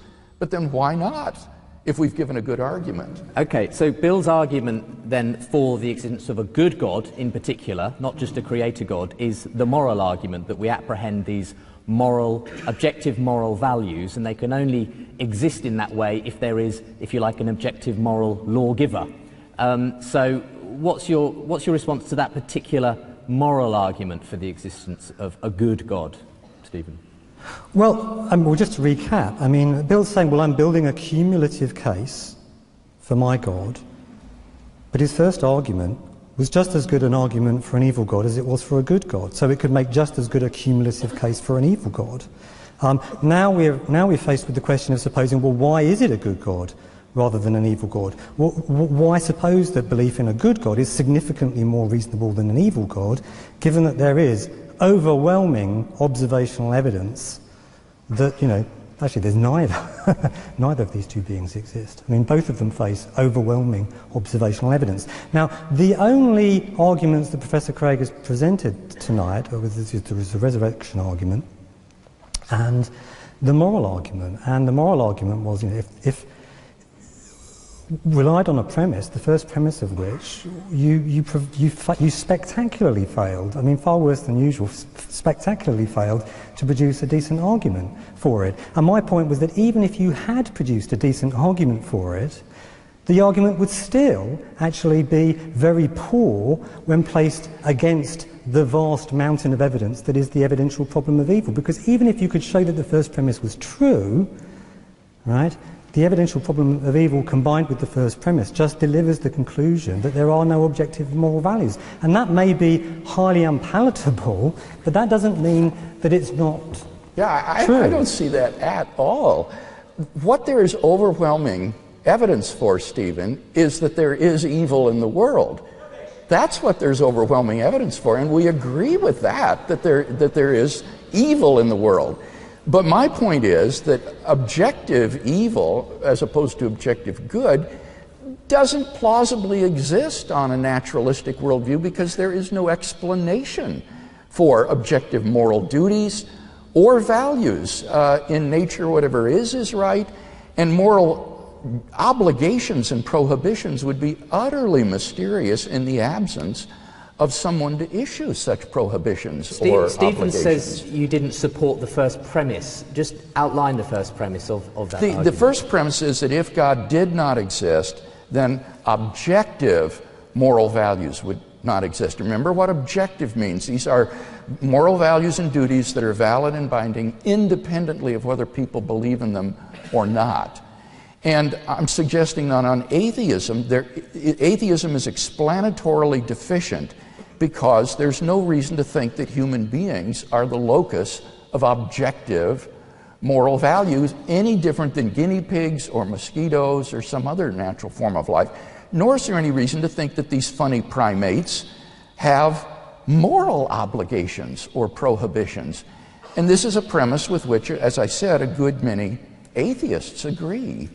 Many don't. A number of questions and many Christians don't either. Did ask. Well, all of these arguments are controversial, Stephen. So, obviously, you have a track record of appealing to wheeling people out and saying this person believes it, and very often people who take atheists in support of premises that you favour. So you can hardly criticise me for doing exactly the same. No, what I tried to do is one up you on that. Is you quote Swinburne, I'll quote Nietzsche, Sartre, Russell, and Mackey. But the rationale is that atheism is explanatorily deficient with respect to a number of people do ask in that's just an assertion, isn't it? Of you, Stephen. Do you believe in objective moral values? Do I Bill believe said in that them? He ascertained that you do believe in them. Yeah. No, what I've said, obviously, is that I do think that there are objective moral values.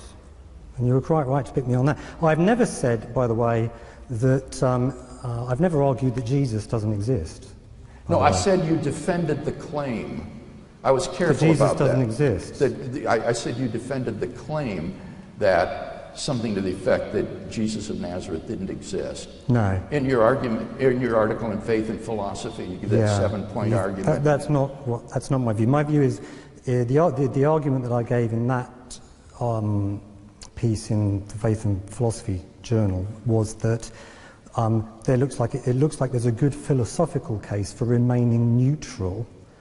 We just can't be sure one way or the other, and that's not at all the same thing as defending the view that Jesus wasn't a historical individual. So it's a more subtle agnosticism about the so I was defending more of an agnostic position. I'd like to come back to the issue of the historical Jesus in a little moment, but I just wanted to pick you out on this. Duncan asks, why does Stephen Law believe in objective morality?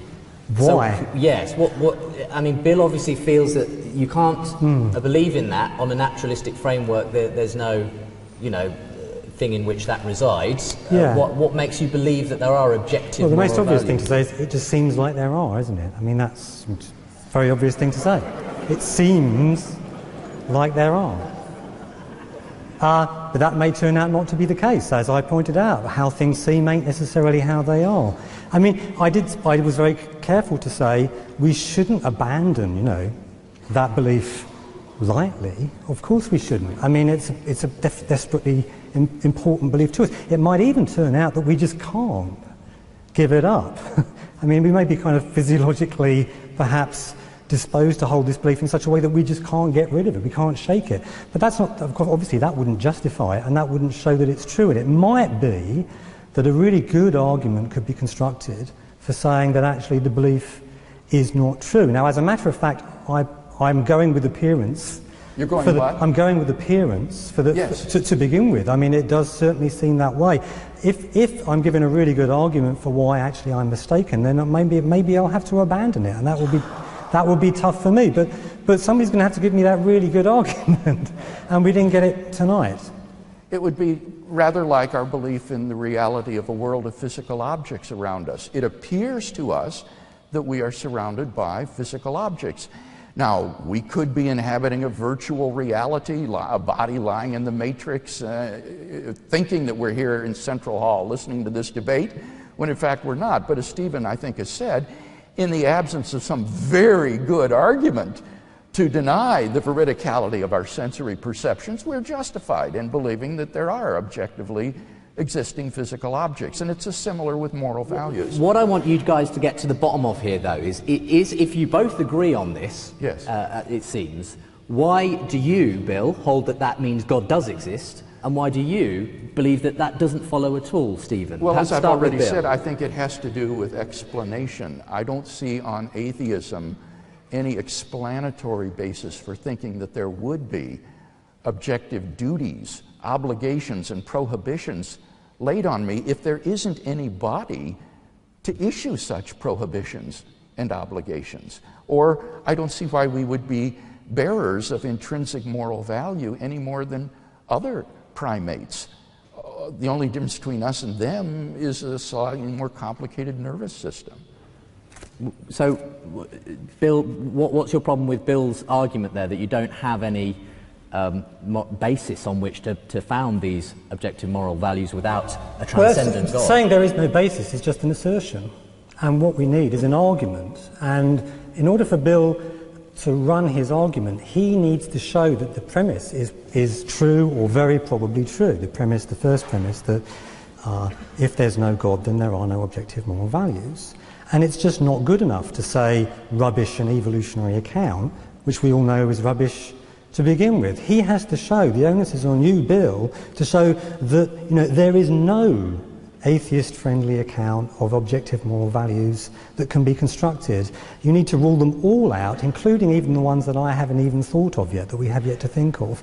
There are so many possibilities here, and they extend beyond even the naturalistic. Remember, atheists don't even have to sign up to naturalism. In fact, personally, I don't even sign up to naturalism as an atheist. So there are just so many possibilities here, so many answers that might be constructed, and just rubbishing one evolutionary account, which no one really believes anyway, that the theory of evolution could provide an objective basis, it just makes no progress whatsoever insofar as establishing that first premise is true. And saying, well, I just can't see how it could be so, it ain't much of an argument.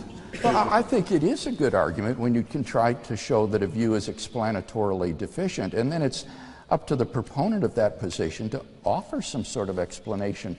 I recently got a referee's report back for a journal article submission in which the referee pointed out that the typical way of philosophical argument, since you can't survey all of the possibilities, is to give an inductive sampling of possibilities for a view, show that none of them work, and then say, well, this suggests that on this view, this is not going to be tenable. But you only gave one. You gave one, which is not much of an inductive generalization, is it? No, any sort of view that lacks a personal moral lawgiver, it seems to me, isn't going to have. But it seems to you, all you've done is discredited one single account, which I would have agreed with you, at the very beginning, was terrible. You have made some other, you've hinted at some other suggestions, why are we different to animals? The single account, though, is atheism. I mean, I'm quite happy to say that there could be a plurality of theistic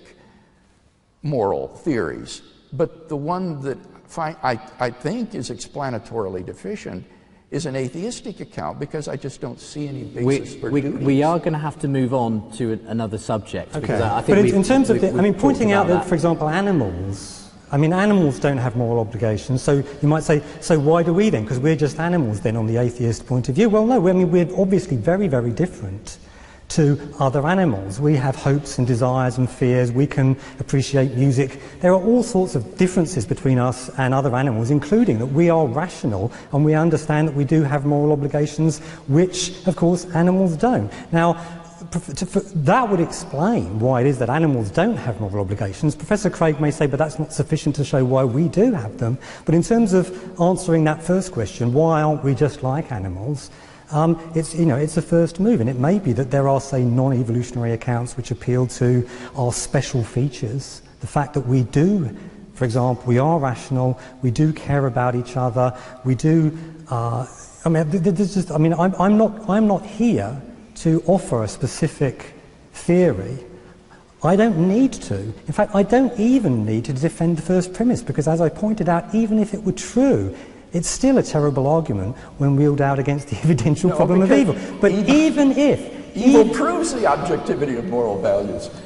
But we've already dealt with that, Bill. I mean, I don't need to appeal to evil, to the concept of evil, as you conceded. Right? So I can run the evidential problem of evil without using the term evil. Right. Yeah.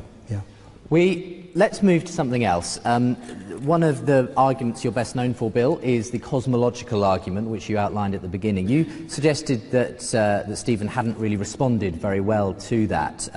Adam asks you, though, Bill, why is that was an understatement, Justin. why is the absence of a logical explanation for the origin of the universe, why in the absence of a logical explanation for the origins of the universe do you posit the existence of God, instead of concluding that there are simply fundamental limits to human understanding? Why God, instead of just saying, we just don't know? I didn't actually conclude to God.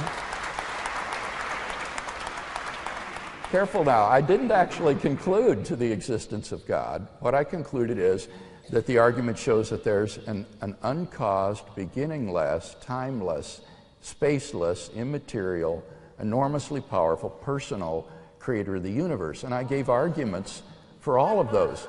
So it's a metaphysical deduction from what it would be to be a cause of the universe. It seems to me that the atheists' best hope would be to try to refute the premise that the universe began to exist. But once you grant that there's an absolute beginning of the universe, then on pain of saying the universe just popped into being uncaused out of nothing, there must be such a being as I've laid out. Well, a number of people had the question for you, Stephen, Abina included among them. Well, if you don't believe in God, what did create the universe? And another person asked, what about the cosmological argument? How do you respond, essentially, to Bill's contention that there has to be a cause? I don't know. I mean, I don't know the answer to the question, why does the universe exist? Do you disagree that Bill believes he obviously has a logical argument that suggests that there is a cause for the beginning of the universe, and that cause has to have these certain properties? Yeah, it looks. Again, I'm not going to be steered into an argument, steered into a discussion about first causes and so on, given that it's absolutely irrelevant so far as establishing that Bill's God exists as opposed to, say, an evil God exists. This argument, even if it was cogent, would provide as much support for belief in an evil God as it provides support for belief in a good God. And what the question you asked, Bill, was, why does this show that your God exists? And your only answer, I think, was the moral argument, really, wasn't it? I mean, and the resurrection. The moral argument is the main argument from the resurrection of Jesus supplement the cosmological and fine-tuning arguments to build a cumulative case for God's existence. I mean, obviously, what we've heard time and again from Stephen this evening is that your cosmological argument doesn't tell us anything about the nature of God. Well, he doesn't say that. He says it doesn't tell you anything about the moral nature of God. And of course, defenders of the cosmological argument have always recognized that. It's not intended to. It's not that type of argument. Is it enough for him to say we just don't know? No, that's not enough, because you've got to deny one of the premises if you're going to deny the conclusion. This is a deductive argument. You've either got to deny that the universe began to exist, or you've got to deny that if the universe began to exist, it has a transcendent cause. This is not a God of the gaps argument, trying to postulate God to fill up the gaps in scientific knowledge.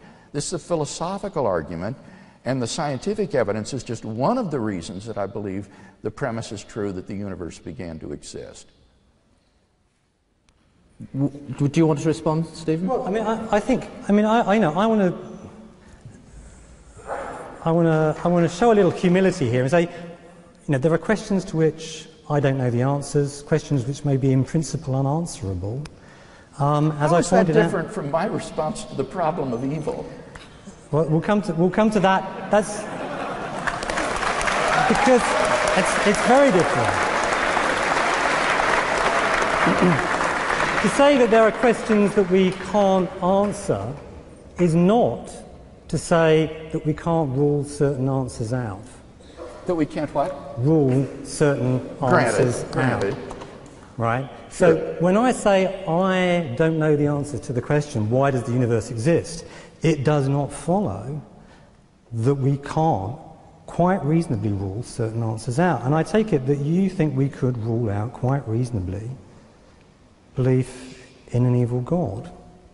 And it seems to me the vast majority of us will think that that is an eminently unreasonable belief to hold. And in fact, setting aside any other considerations, just looking around us at the character of the world that we inhabit, that provides us with very good grounds. I don't say it proves it beyond all possible doubt, but it gives us a very powerful case for saying that there is no evil God, the amount of good. I just disagree with that, and the philosophers that I have talked to also disagree with that. You know the article that you published by Bergman and Brouwer in Think, where they point out that Christian or theists have never concluded that God exists based on a sort of inductive survey of the goods in the world. That's not what I'm suggesting. I'm not suggesting that you should draw the conclusion that there is a good God or an evil God on the basis of what we do observe. I'm suggesting that you can rule out a good or an evil God hypothesis on the basis of what... So I'm not making the argument for it on the basis of what we observe. I'm suggesting that you can show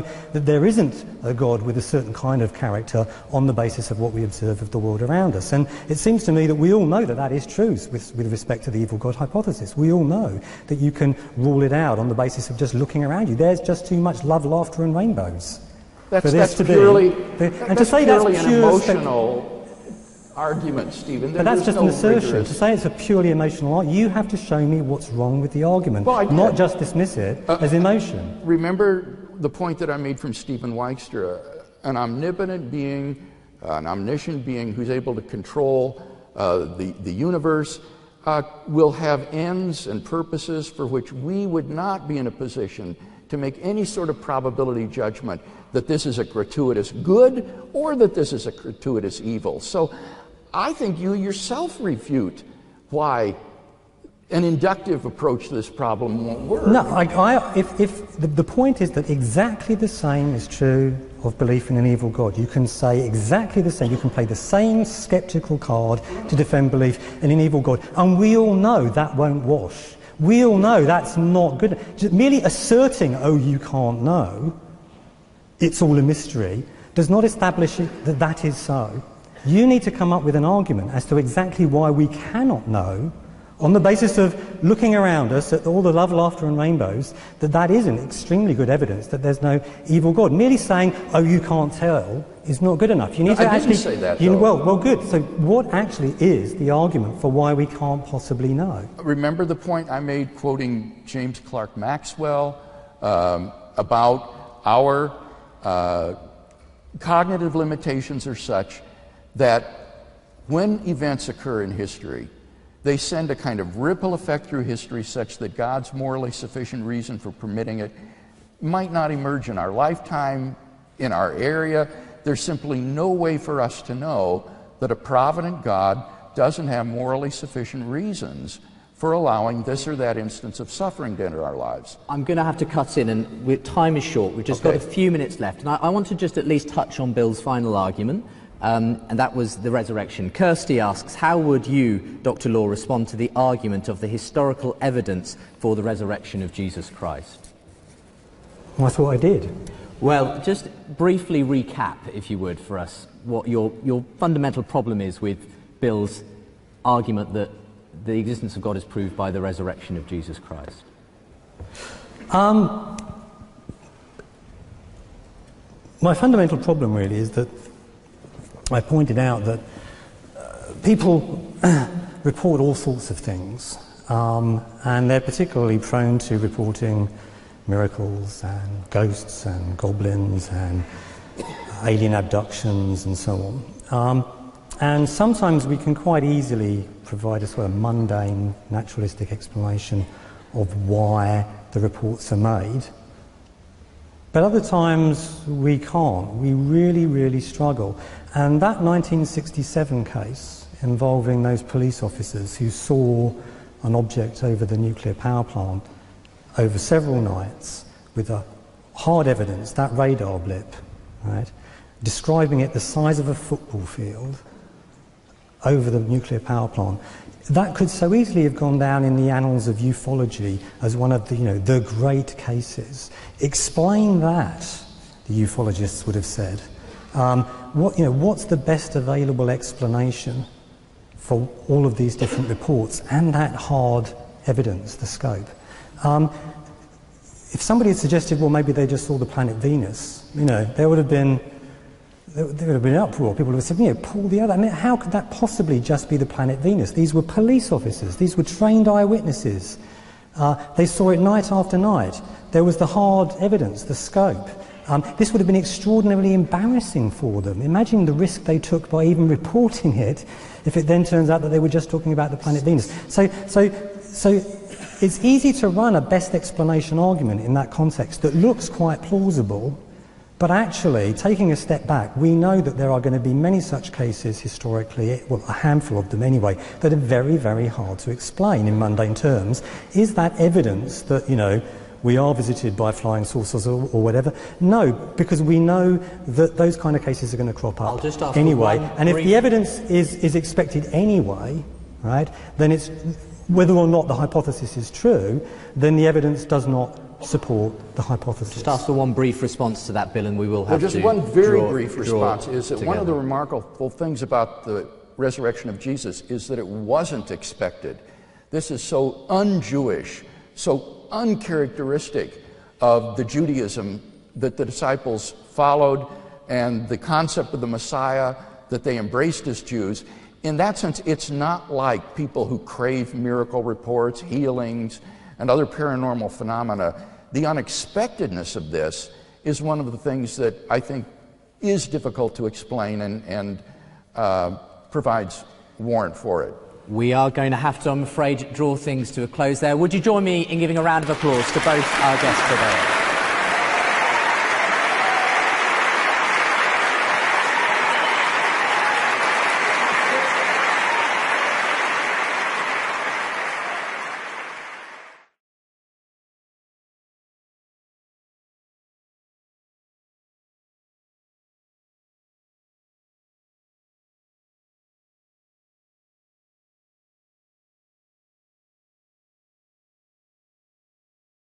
Never had a beginning. That means that the number of past events in the history of the universe is infinite. But the real existence of an actually infinite number of things leads to metaphysical absurdities. To give just one example, suppose you had an infinite number of coins, numbered 1, 2, 3, and so on to infinity, and I took away all the odd-numbered coins. How many coins would you have left? Well, you'd still have all the even-numbered coins, or an infinity of coins. So infinity minus infinity is infinity. But now suppose instead that I took away all the coins numbered greater than 3. Now how many coins would you have left? Well, 3. So infinity minus infinity is 3. In each case, I took away an identical number of coins from an identical number of coins and came up with self-contradictory results. In fact, you can subtract infinity from infinity and get any answer from 0 to infinity. For this reason, inverse operations like subtraction and division are simply prohibited in transfinite arithmetic. But in the real world, such a convention has no sway. Obviously, you can give away whatever coins you want. Here's another example of the absurdity of an infinite past. Take the planets Jupiter and Saturn. Suppose that for every orbit that Saturn completes around the Sun, the planet Jupiter completes 2. If Saturn has completed 10 orbits, Jupiter has completed 20. If Saturn has completed 1 trillion, Jupiter has completed 2 trillion. The longer they orbit, the farther Saturn falls behind. If they continue to orbit forever, they will approach a limit at which Saturn is infinitely far behind Jupiter. But now, turn the story around. Suppose Jupiter and Saturn have been orbiting the Sun from eternity past. Now, which one will have completed the most orbits? Well, the correct mathematical answer is that the number of their orbits is identical. But that seems absurd. For the longer they orbit, the greater the disparity between them grows. So how does the number of their orbits magically become identical simply by making them orbit from eternity past.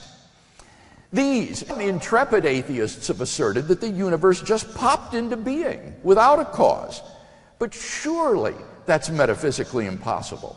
For such a conclusion is, in the words of philosopher of science Baron of Königseider, in head-on collision with the most successful ontological commitment in the history of science, namely the metaphysical principle that out of nothing, nothing comes.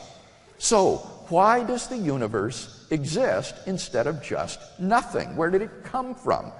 There must have been a transcendent cause which brought the universe into being. We can summarize our argument thus far as follows. Premise 1, the universe began to exist. 2, if the universe began to exist, then the universe has a transcendent cause. 3, therefore the universe has a transcendent cause. Given the truth of the two premises, the conclusion necessarily follows. Now, from the very nature of the case, this cause must be an uncaused, changeless, timeless, and immaterial being which created the universe. It must be uncaused because we've seen that there cannot be an infinite regress of causes. It must be timeless and therefore changeless, at least without the universe, because it created time. Because it also created space, it must transcend space as well, and therefore be immaterial, not physical. Now, there are only two possible candidates that could fit such a description. Either an abstract object, like a number, or an unembodied mind, or consciousness. But abstract objects don't stand in causal relations. The number 7, for example, can't cause anything. Therefore, it follows that the transcendent cause of the universe is an unembodied mind. And thus we are brought not merely to an uncaused cause of the universe, but to its personal creator. Number 2, objective moral values and duties in the world. Our first argument gives us a transcendent personal creator of the universe, but it doesn't tell us anything about his moral character. How can we know that he is good? My second argument addresses that question. Premise 1 states, if God did not exist, objective moral values and duties would not exist.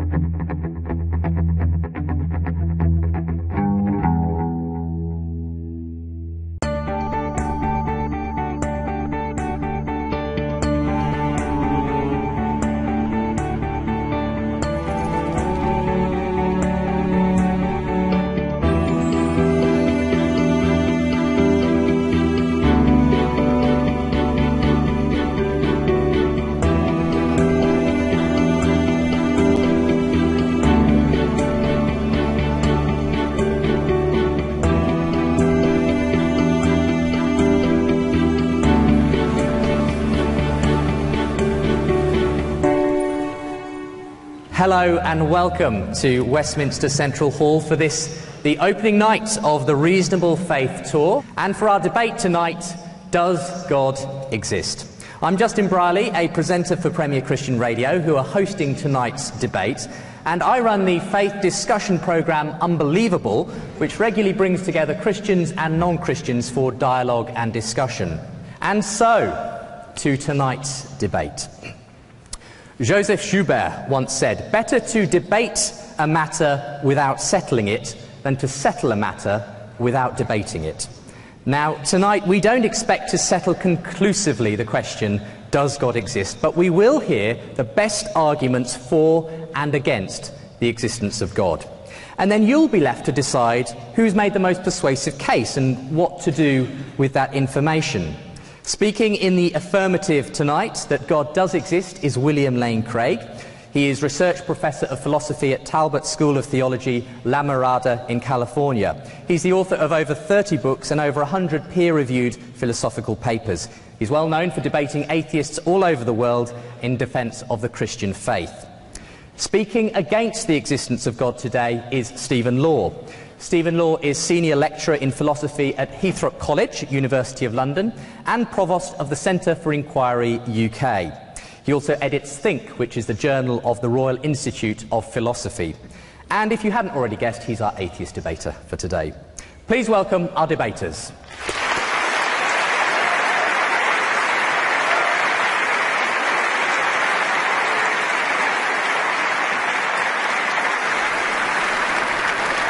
Now, a quick word about the format of tonight's debate. Each debater will give an opening speech setting out their case for and against the existence of God. That's going to be followed by 2 rounds. And many other examples suggest that infinity is just an idea in your mind, not something that exists in reality. But that entails that since past events are not just ideas but are real, the number of past events must be finite. Therefore, the series of past events can't go back and back forever. Rather, the universe must have begun to exist. This purely philosophical conclusion has been confirmed by remarkable discoveries in astronomy and astrophysics. We now have pretty strong evidence that the universe is not eternal in the past, but had an absolute beginning a finite time ago. In 2003, Arvind Borde, Alan Guth, and Alexander Vilenkin were able to prove that any universe, which is on average in a state of cosmic expansion throughout its history, cannot be infinite in the past, but must have a past space-time boundary. What makes their proof so powerful is that it holds regardless of the physical description of the early universe. Because we don't yet have a quantum theory of gravity, we can't yet provide a physical description of the first split second of the universe. But the Borde-Guth-Vilenkin theorem is independent of any physical description of that moment. Their theorem implies that the quantum vacuum state of the early universe, which some scientific popularizers have misleadingly and inaccurately referred to as nothing, cannot be eternal in the past, but must have had an absolute beginning. Even if our universe is just a tiny part of a so-called multiverse composed of many universes, their theorem requires that the multiverse itself must have an absolute beginning. Of course, highly speculative scenarios, such as loop quantum gravity models, string models, even closed time-like curves have been proposed to try to avoid this absolute beginning. Now, these models are all fraught with problems, but the bottom line is that none of these theories, even if true, succeed in restoring an eternal past. At most, they just push the beginning back a step. But then the inevitable question arises: why did the universe come into being? What brought the universe into existence? Some of rebuttals against each other before each side sums up their own arguments. Then Bill and Stephen will join me for a 30-minute discussion down here in front of the podium in light of the debate. Now, we'd like to feed your questions into that time. Now, rather than taking questions from the floor, we've decided, in order to include as many questions as possible, that we're going to ask you to write down any questions you may have during the course of the debate. And I hope you may have got one of the paper slips for that purpose in your hands. And so we begin tonight's debate. Does God exist? And speaking in the affirmative, please welcome to the podium William Lane Craig.